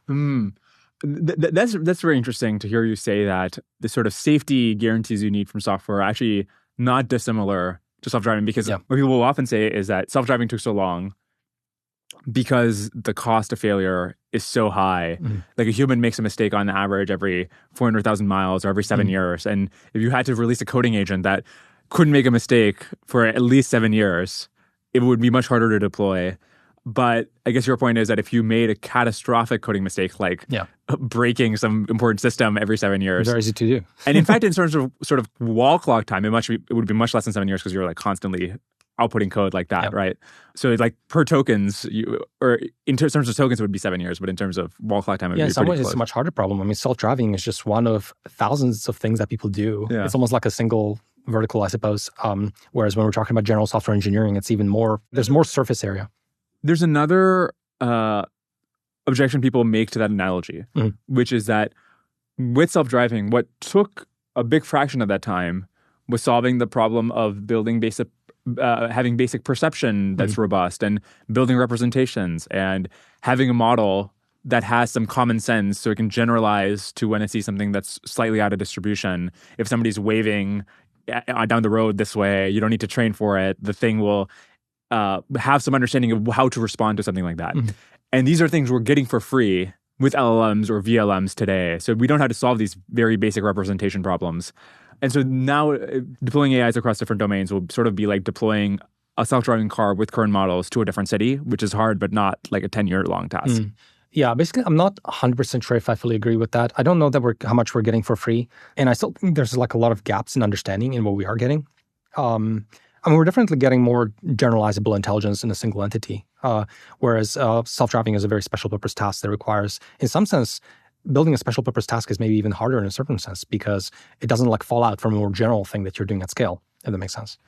So, but I still think that the analogy doesn't, I still don't know if it fully resonates because like the LLMs are still pretty fallible, and I still think that they have a lot of gaps and that it still needs to be filled in. And I don't think that we're getting like magical generalization completely out of the box, sort of in a certain sense.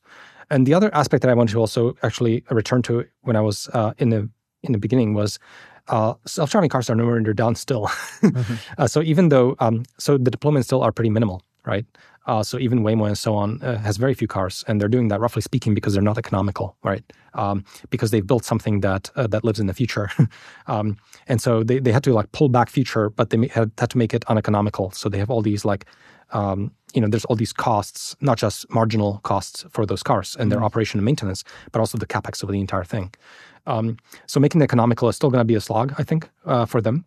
And then also, I think when you look at these cars and there's no one driving, I also think it's a little bit deceiving because there are actually very elaborate teleoperation centers of people actually kind of like in a loop with these cars. And I don't know the full extent of it, but I think there's more human in the loop that you might expect. And there's people somewhere out there basically beaming in from the sky. And I don't actually know that they're fully in the loop with the driving. I think some of the times they are, but they're certainly involved and there are people. And in some sense, we haven't actually removed the person. We've like moved them to somewhere where you can't see them. I still think there will be some work, as you mentioned, going from environment to environment. And so I think like there's still challenges to make self-driving real. But I do agree that it's definitely crossed a threshold where it kind of feels real, unless it's like really teleoperated. For example, Waymo can't go to all the different parts of the city. My suspicion is it's like parts of the city where you don't get good signal. Anyway, so basically, I don't actually know anything about the stack. I mean, I'm just making up stuff. But you let self-driving for 5 years at Tesla. Sorry, I don't know anything about the specifics of Waymo. I feel like talk about them. I actually, by the way, love Waymo and I take it all the time. Yeah. So I don't want to say like, sure. I just think that people, again, are sometimes a little bit too naive about some of the progress. And I still think there's a huge amount of work. And I think Tesla took, in my mind, a lot more scalable approach. Yeah. And I think the team is doing extremely well and is going to, and I'm kind of like on the record for predicting how this thing will go, which is like Waymo had like early start because you can package up so many sensors. But I do think Tesla is taking the more scalable strategy and is going to look a lot more like that. So I think this will have to still play out and hasn't. But basically, like, I don't want to talk about self-driving as something that took a decade because it didn't take yet. If that makes sense. Because one, it's the start is at 1980, not 10 years ago, and then two, the end is not here yet. Yeah, the end is not near yet because when we're talking about self-driving, usually in my mind, it's self-driving at scale. Yeah. People don't have to get a driver's license, etc. I'm curious to bounce two other ways in which the analogy might be different. And the reason I'm especially curious about this is because I think the question of how fast AI is deployed, how valuable it is when it's early on is like potentially the most important question in the world right now, right? Like if you're trying to model what the year 2030 looks like, this is the question you want to have some understanding of.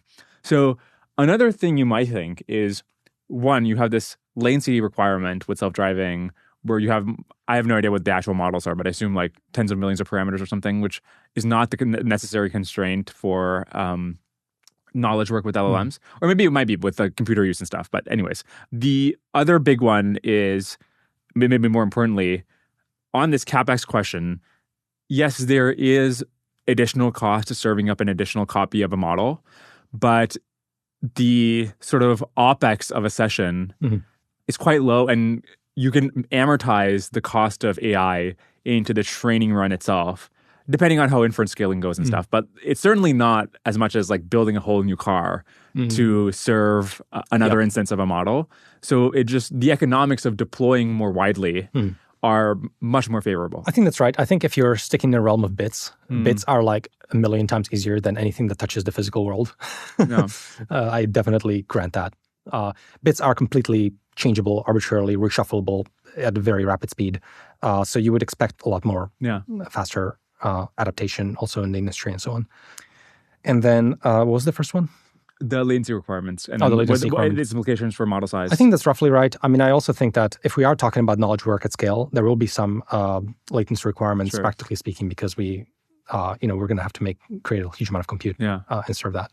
And then I think like the last aspect that I very briefly want to also talk about is like all the rest of it, just all the rest of it. So what does society think about it? What is the legal ramification? How is it working legally? How is it working insurance-wise? Who's really like? What are those layers of it and aspects of it? What happens with what is the equivalent of people putting a cone on a Waymo? Yeah, there's going to be equivalents of all that. And so I do think that I almost feel like self-driving is a very nice analogy that you can borrow things from. Yeah, what is the equivalent of a cone in a car? What is the equivalent of a teleoperating worker who's like hidden away? Almost like all the aspects of it. Yeah. Do you have any opinions on whether this implies that the current AI build-out, which would like 10x the amount of available compute in the world in a year or two, and maybe like more than 100x it by the end of the decade, if the use of AI will be lower than some people naively predict, does that mean that we're overbuilding compute, or is that a separate question? Kind of like what happened with railroads and all this kind of stuff. With what, sorry? Was it railroads? Oh, sorry. It was, that's right. Yeah. There is like a historical precedent, or was it with telecommunication industry, right? Like pre-paving the internet that only came like a decade later, and creating like a whole bubble in the telecommunications industry in the late 90s kind of thing. Yeah. So I don't know. I mean, I understand I'm sounding very pessimistic here. I'm only doing that. I'm actually optimistic. I think this will work. I think it's tractable. I'm only sounding pessimistic because when I go on my Twitter timeline, I see all this stuff that makes no sense to me. And I think there's a lot of reasons for why that exists. And I think a lot of it is, honestly, just fundraising. It's just incentive structures. A lot of it may be fundraising. A lot of it is just attention, converting attention to money on the internet, stuff like that. So I think there's a lot of that going on. And I think I'm only reacting to that. But I'm still like overall very bullish on technology. I think we're going to work through all this stuff. And I think there's been a rapid amount of progress. I don't actually know that there's overbuilding. I think that we're going to be able to gobble up what, in my understanding, is being built. Because I do think that, for example, Cloud Code or OpenAI Codex and stuff like that, they didn't even exist a year ago, right? Is that right? I think it's roughly right. This is miraculous technology that didn't exist. I think there's going to be a huge amount of demand as we see the demand in ChatGPT already and so on. So I don't actually know that there's overbuilding, but I guess I'm just reacting to like some of the very fast timelines that people continue to say incorrectly. And I've heard many, many times over the course of my 15 years in AI, where very reputable people keep getting this wrong all the time. And I think I want us to be properly calibrated. And I think some of this also, it does have like geopolitical ramifications and things like that when some of these questions. And I think I don't want people to make mistakes on that sphere of things. So I do want us to be grounded in reality of what technology is and isn't. So let's talk about education in Eureka and stuff. One thing you could do is start another AI lab and then try to solve those problems. Curious what you're up to now. Yeah. And then, why not AI research itself? I guess maybe like the way I would put it is I feel some amount of like determinism around the things that AI labs are doing. And I feel like I could help out there, but I don't know that I would uniquely improve it. But I think like my personal big fear is that a lot of this stuff happens on the side of humanity and that humanity gets disempowered by it. And I kind of like, I care not just about all the Dyson spheres that we're going to build and that AI is going to build in a fully autonomous way. I care about what happens to humans. Yeah. And I want humans to be well off in this future. And I feel like that's where I can a lot more uniquely add value than like an incremental improvement in a frontier lab. And so I guess I'm most afraid of something maybe like depicted in movies like WALL-E or Idiocracy or something like that, where humanity is sort of on the side of this stuff. And I want humans to be much, much better in this future. And so I guess, to me, this is kind of like through education that you can actually achieve this. So what are you working on there? Oh, yeah. So Eureka is trying to build, I think maybe the easiest way I can describe it is we're trying to build the Starfleet Academy. I don't know if you watched Star Trek. I haven't, Okay. but yeah. Okay, Starfleet Academy is this like elite institution for frontier technology, building spaceships and graduating cadets to be like, the pilots of these spaceships and whatnot. So I just imagine like an elite institution for technical knowledge and basically a kind of school that's very up to date and very like a premier institution. A category of questions I have for you is just explaining how one teaches technical or scientific content well, because you are one of the world masters at it. And then I'm curious both about how you think about it for content you've already put out there on YouTube, but also to the extent it's any different, how you think about it for Eureka. Yeah. With respect to Eureka, I think like one thing that is very fascinating to me about education is like I do think education will pretty fundamentally change with AIs on the side. And I think it has to be rewired and changed to some extent.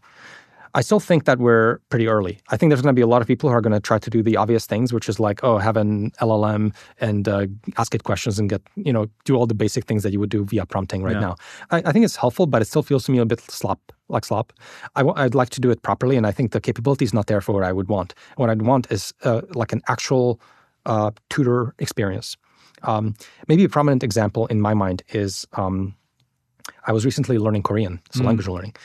And I went through a phase where I was learning Korean by myself on the internet.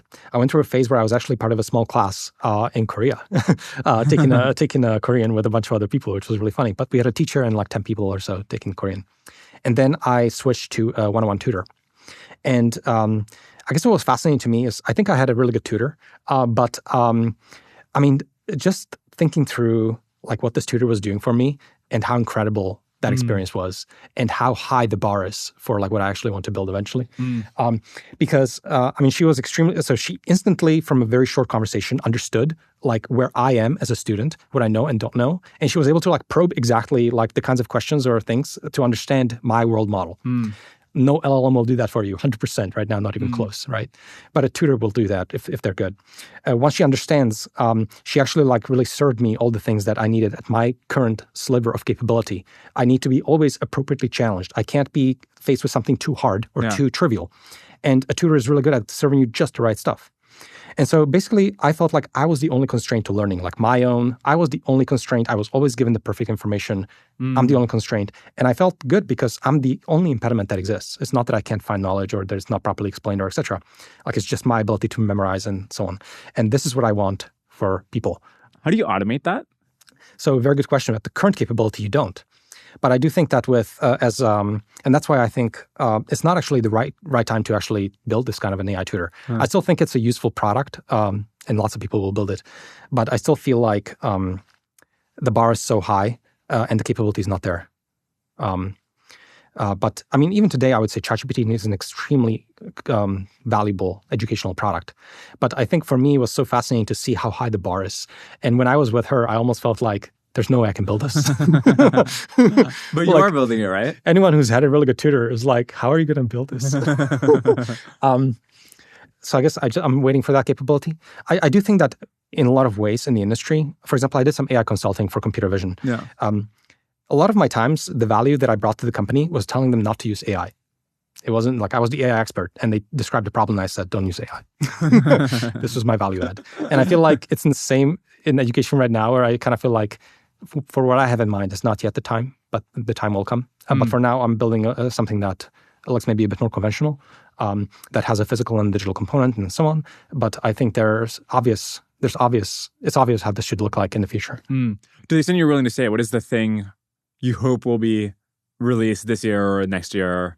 Well, so I'm building the first course, and I want to have a really, really good course. State-of-the-art destination you go to learn AI in this case, because that's just what I'm familiar with. So I think it's a really good first product to get to be really good. And so that's what I'm building. And NanoChat, which you briefly mentioned, is the capstone project of LLM 101N, which is a class that I'm building. So that's a really big piece of it. But now I have to build out a lot of the intermediates, and then I have to actually like hire a small team of, TAs and so on, and actually like build the entire course. And maybe one more thing that I would say is like many times when people think about education, they think about sort of like the more, what I would say is like kind of a softer component of like diffusing knowledge or like, but I actually have something very hard and technical in mind. And so in my mind, education is kind of like the very difficult technical like process of building ramps to knowledge. So in my mind, NanoChat is a ramp to knowledge because it's a very simple, it's like the super simplified full stack thing. If you give this artifact to someone and they like look through it, they're learning a ton of stuff. Yeah. And so it's giving you a lot of what I call eurekas per second, which is like understanding per second. That's what I want. Lots of eurekas per second. And so to me, this is a technical problem of how do we build these ramps to knowledge. And so I almost think of Eureka as almost like it's not like maybe that different maybe through some of the frontier labs or some of the work that's going to be going on, because I want to figure out how to build these ramps very efficiently so that people are never stuck. And everything is always not too hard or not too trivial. And you have just the right material to actually progress. Yeah, so you're imagining the short term that instead of a tutor being able to like probe your understanding, if you have enough self-awareness to be able to probe yourself, you're never going to be stuck. You can like find the right answer between talking to the TA or talking to an LLM and looking at the reference implementation. It sounds like the automation or AI is actually not a significant, like so far it's actually the big alpha here is your ability to explain AI codified in the source material of the class, right? That's like fundamentally what the course is. I mean, I think you always have to be calibrated to what capability exists in the industry. And I think a lot of people are going to pursue like, oh, just ask ChatGPT, etc. But I think like right now, for example, if you go to ChatGPT and you say, oh, teach me AI, there's no way. It's going to give you some slop, right? Right. Like AI is never going to write NanoChat right now, but NanoChat is a really useful, I think, intermediate point. So I'm collaborating with AI to create all this material. So AI is still fundamentally very helpful. Earlier on, I built a CS231N at Stanford, which was one of the earlier, I think it was the first deep learning class at Stanford, which became very popular. And the difference in building out 231N and LLM101N now is quite stark because I feel really empowered by the LLMs as they exist right now, but I'm very much in the loop. So they're helping me build little materials. I go much faster. They're doing a lot of the boring stuff, etc. So I feel like I'm developing the course much faster and there's LLM infused in it, but it's not yet at a place where I can creatively create the content. I'm still there to do that. So like, I think the trickiness is always calibrating yourself to what exists. And so when you imagine what is available through Eureka in a couple of years, it seems like the big bottleneck is going to be finding Karapathys in field after field who can convert their understanding into these ramps, right? Yeah. So I think it would change over time. So I think right now it would be hiring faculty to help work hand in hand with AI and a team of people probably to build state-of-the-art courses. Yeah. And then I think over time maybe some of the TAs can actually become AIs because some of the TAs like, okay, you just take all the course materials and then I think you could serve a very good like little automated TA for the student when they have more basic questions or something like that, right? But I think you'll need faculty for the overall architecture of a course and making sure that it fits.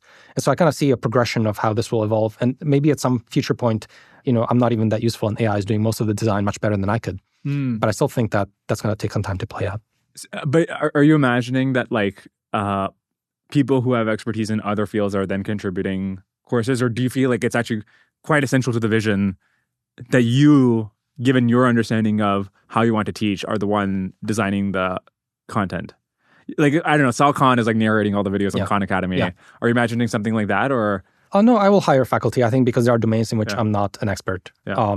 And I think that's the only way to offer the state-of-the-art experience for the student ultimately. So, I do expect that I would hire faculty, but I will probably stick around in AI for some time. Yeah. But I do have something, I think, more conventional in mind for the current capability, I think, than what people would probably anticipate. And when I'm building Starfleet Academy, I do probably imagine a physical institution and maybe a tier below that, a digital offering that is not the state-of-the-art experience you would get when someone comes in physically full-time and we work through material from start to end and make sure you understand it. That's the physical offering. Yeah. The digital offering is, a bunch of stuff on the internet and maybe some LLM assistant, and it's a bit more gimmicky in a tier below, but at least it's accessible to like 8 billion people. So, I think you're basically inventing college from first principles for the tools that are available today, and then just like selecting for people who have the motivation and the interest of actually really engaging with material. Yeah, and I think there's going to have to be a lot of not just education, but also re-education. And I would love to help out there because I think the jobs will probably change quite a bit.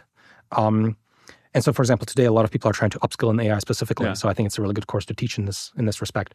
And yeah, I think the motivation-wise, before AGI, motivation is very simple to solve because people want to make money, and this is how you make money in the industry today. I think post-AGI, it's a lot more interesting, possibly because, if everything is automated and there's nothing to do for anyone, why would anyone go to a school, etc.?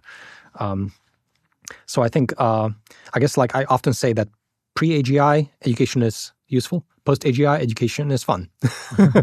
And in a similar way as people, for example, people go to gym today, but we don't need their physical strength to manipulate heavy objects because we have machines that do that. So they still go to gym. Why do they go to gym? Well, because it's fun, it's healthy, and you look hot when you have a six-pack. I don't know.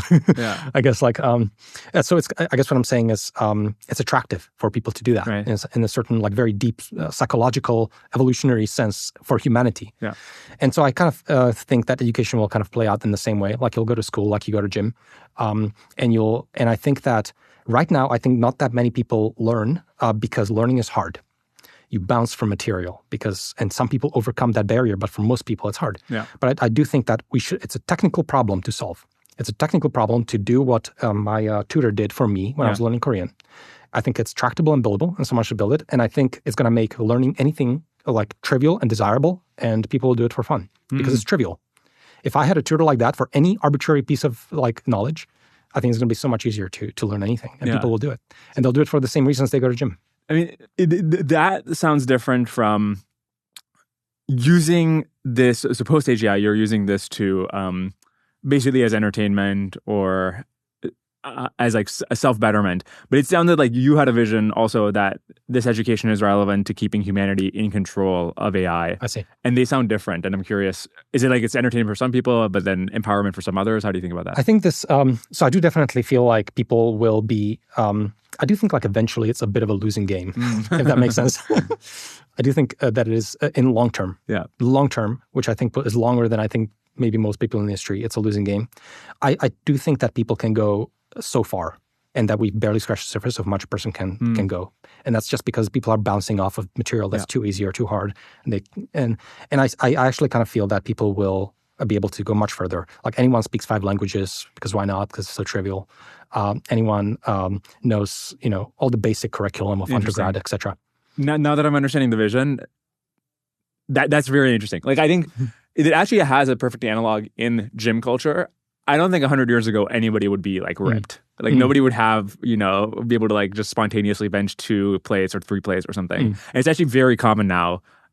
And because this idea of systematically training and lifting weights in the gym, or systematically training to be able to run a marathon, which is a capability spontaneously you would not have, or most humans would not have. And you're imagining similar things for learning across very many different domains, much more intensely, deeply, faster. Yeah, exactly. And I kind of feel like I am betting a little bit implicitly on some of the timelessness of human nature.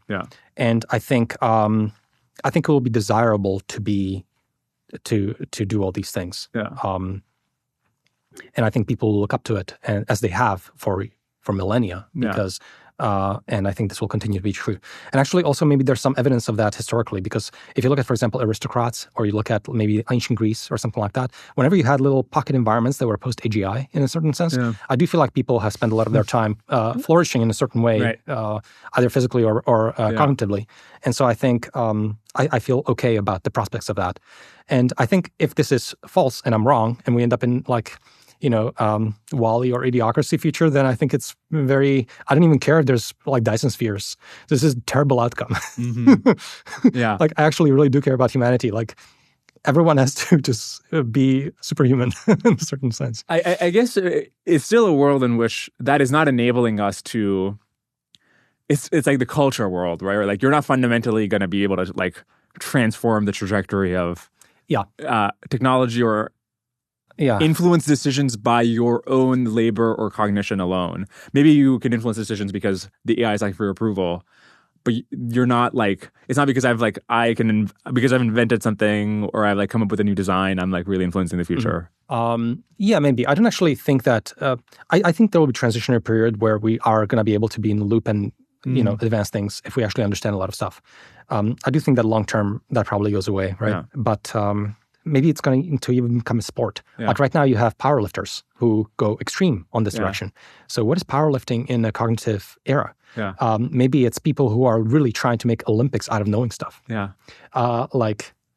And if you have a perfect AI tutor, maybe you can get extremely far. Yeah. I almost feel like we're just barely the geniuses of today are barely scratching the surface of what a human mind can do, I think. Yeah. I love this vision. I also it's like I feel like the person you have like most product market fit with is like me, because like my job involves having to learn different subjects every week, and I am like very excited if you can. I'm similar for that matter. I mean, a lot of people, for example, hate school and want to get out of it. Yeah. I really liked school. I loved learning things, etc. I wanted to stay in school. I stayed all the way until PhD, and then they wouldn't let me stay longer. So I went to the industry. But I mean, basically, it's roughly speaking, I love learning, even for the sake of learning. But I also love learning because it's a form of empowerment and being useful and productive. I think you also made a point that was subtle. So just to spell it out, I think what's happened so far with online courses is that why haven't they already enabled us to enable every single human to know everything? Mm-hmm. And I think they're just so motivation laden because there's not obvious on-ramps and it's like so easy to get stuck. And if you had instead this thing, basically like a really good human tutor, it would just be such an unlock from a motivation perspective. Yeah, I think so. Yeah. Because it feels bad to bounce from material. It feels bad. You get negative reward from sinking amount of time in something and this doesn't pan out, or like being completely bored because what you're getting is too easy or too hard. So I think, I think when you actually do it properly, learning feels good. Yeah. And I think it's a technical problem to get there. And I think for a while it's going to be AI plus human collab. And at some point maybe it's just AI. Or not. We'll see. Can I ask some questions about teaching well? If you had to like sort of like give advice to another educator in another field that you're curious about to make the kinds of YouTube tutorials you've made, maybe it might be especially interesting to talk about domains where you can't test somebody's technical understanding by having them code something up or something. What advice would you give them? So I think that's a pretty broad topic. I do feel like I almost feel like there are 10, 20 tips and tricks that I kind of semi-consciously probably do. But I guess like on a high level, I always try to, I think a lot of this comes from my physics background. I really, really did enjoy my physics background. I have a whole rant on, I think, how everyone should learn physics in early school education, because I think early school education is not about accumulating knowledge or memory for tasks later in the industry. It's about booting up a brain. And I think physics uniquely boots up the brain the best because some of the things that they get you to do in your brain during physics is extremely valuable later. The idea of building models and abstractions and understanding that there's a first order of approximation that describes most of the system, but then there's a second order, third order, fourth order terms that may or may not be present. And the idea that you're observing like a very noisy system, but actually there's like these fundamental frequencies that you can abstract away.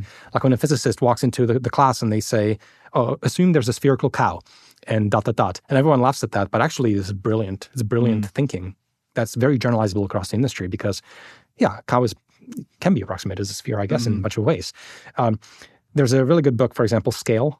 It's basically from a physicist talking about biology.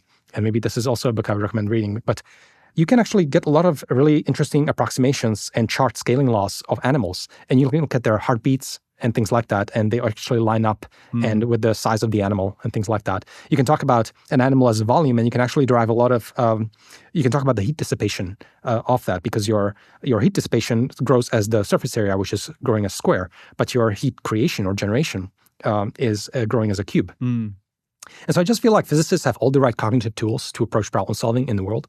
So I think because of that training, I always try to find the first order terms or the second order terms of everything. When I'm observing a system or a thing, I have a tangle of a web of ideas or knowledge in my mind. And I'm trying to find what is the thing that actually matters? What is the first order component? how can I simplify it? How can I have a simple thing that actually shows that thing, right? Yeah. Shows it in action. And then I can tack on the other terms. Yeah. Maybe an example from one of my repos that I think illustrates it well is called micrograd. I don't know if you're familiar with this, but so micrograd is 100 lines of code that shows backpropagation.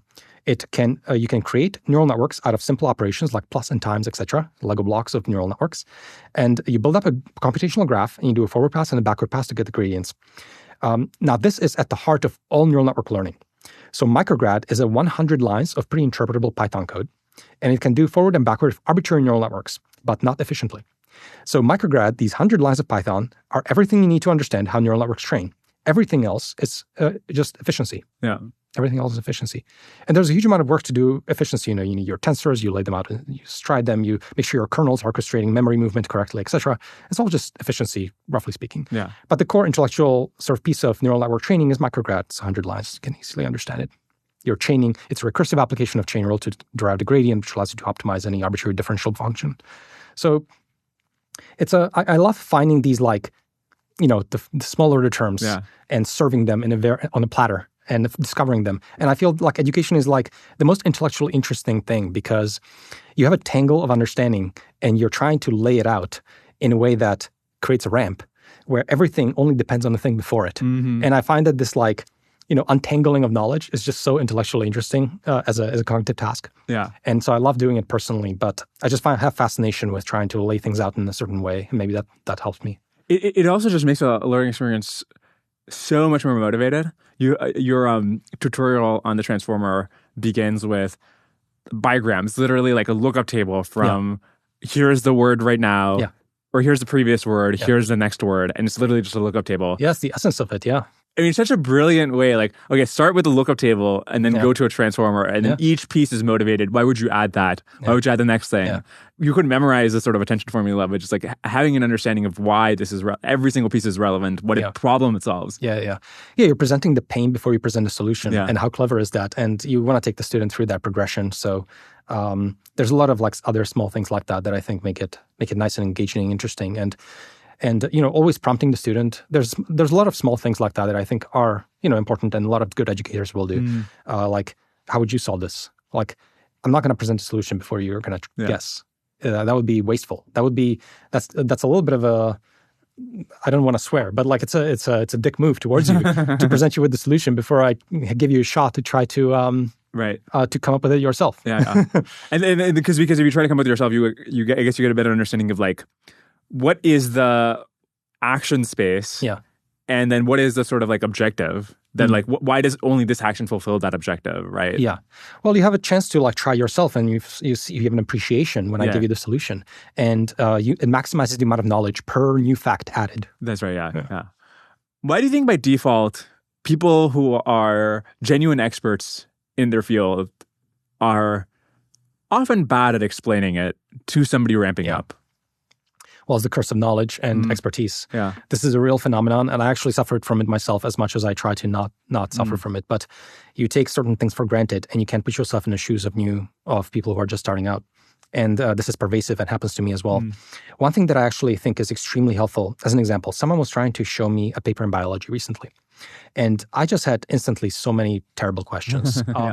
So what I did was I used ChatGPT to ask the questions with the paper in the context window.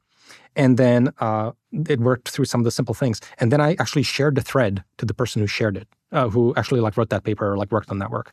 And I almost feel like it was like if they can see the dumb questions I had, it might help them explain better in the future or something like that. Because, so for example, for my material, I would love if people shared their dumb conversations with ChatGPT about the stuff that I've created, because it really helps me put myself again in the shoes of someone who's starting out. Another trick like that just works astoundingly well.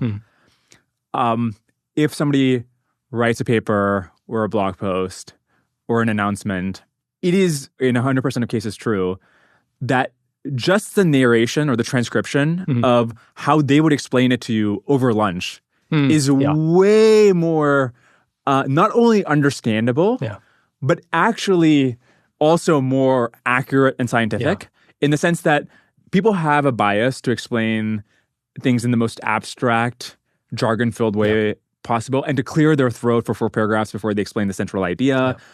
But there's something about communicating one-on-one with a person which compels you to just say the thing. Just say the thing. Yeah. Actually, I saw that tweet. I thought it was really good. I shared it with a bunch of people, actually. I think it was really good. And I noticed this many, many times. Maybe the most prominent example is I remember back in my PhD days doing research, etc. You read someone's paper, right? And you work to understand what it's doing, etc. And then you catch them, you're having beers at the conference later, and you ask them, so like this paper, like, so what were you doing? Like, what is the paper about? And they will just tell you these like 3 sentences that like perfectly capture the essence of that paper and totally give you the idea. And you didn't have to read the paper even. Yeah. And like, it's only when you're sitting at the table with a beer or something like that, and like, oh yeah, the paper is just, oh, you take this idea, you take that idea, and you try this experiment, and you try out this thing. And they have a way of just putting it conversationally. Right. And just like perfectly, like, why isn't that the abstract? Exactly. This is coming from the perspective of how somebody who's trying to explain an idea should formulate it better.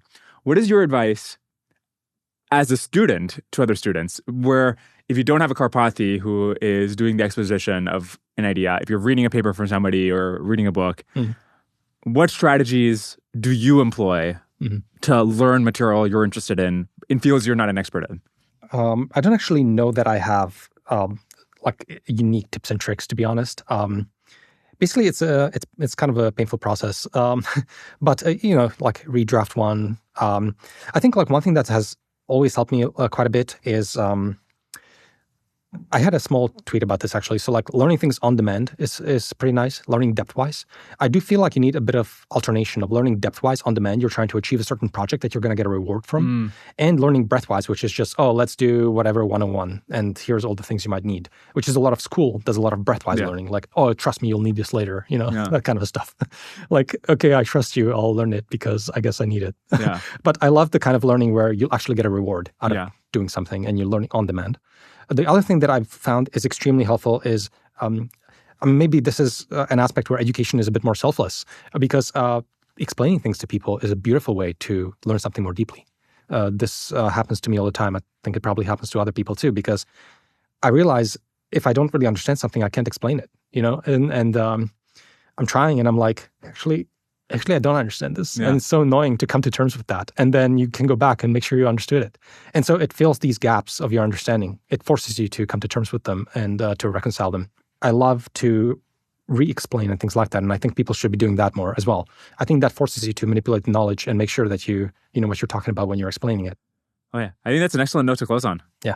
Andrej, that was great. Yeah, thank you. Thanks. Good time. Hey everybody. I hope you enjoyed that episode. If you did, the most helpful thing you can do is just share it with other people who you think might enjoy it. It's also helpful if you leave a rating or a comment on whatever platform you're listening on. If you're interested in sponsoring the podcast, you can reach out at dwarkesh.com/advertise. Otherwise, I'll see you on the next one.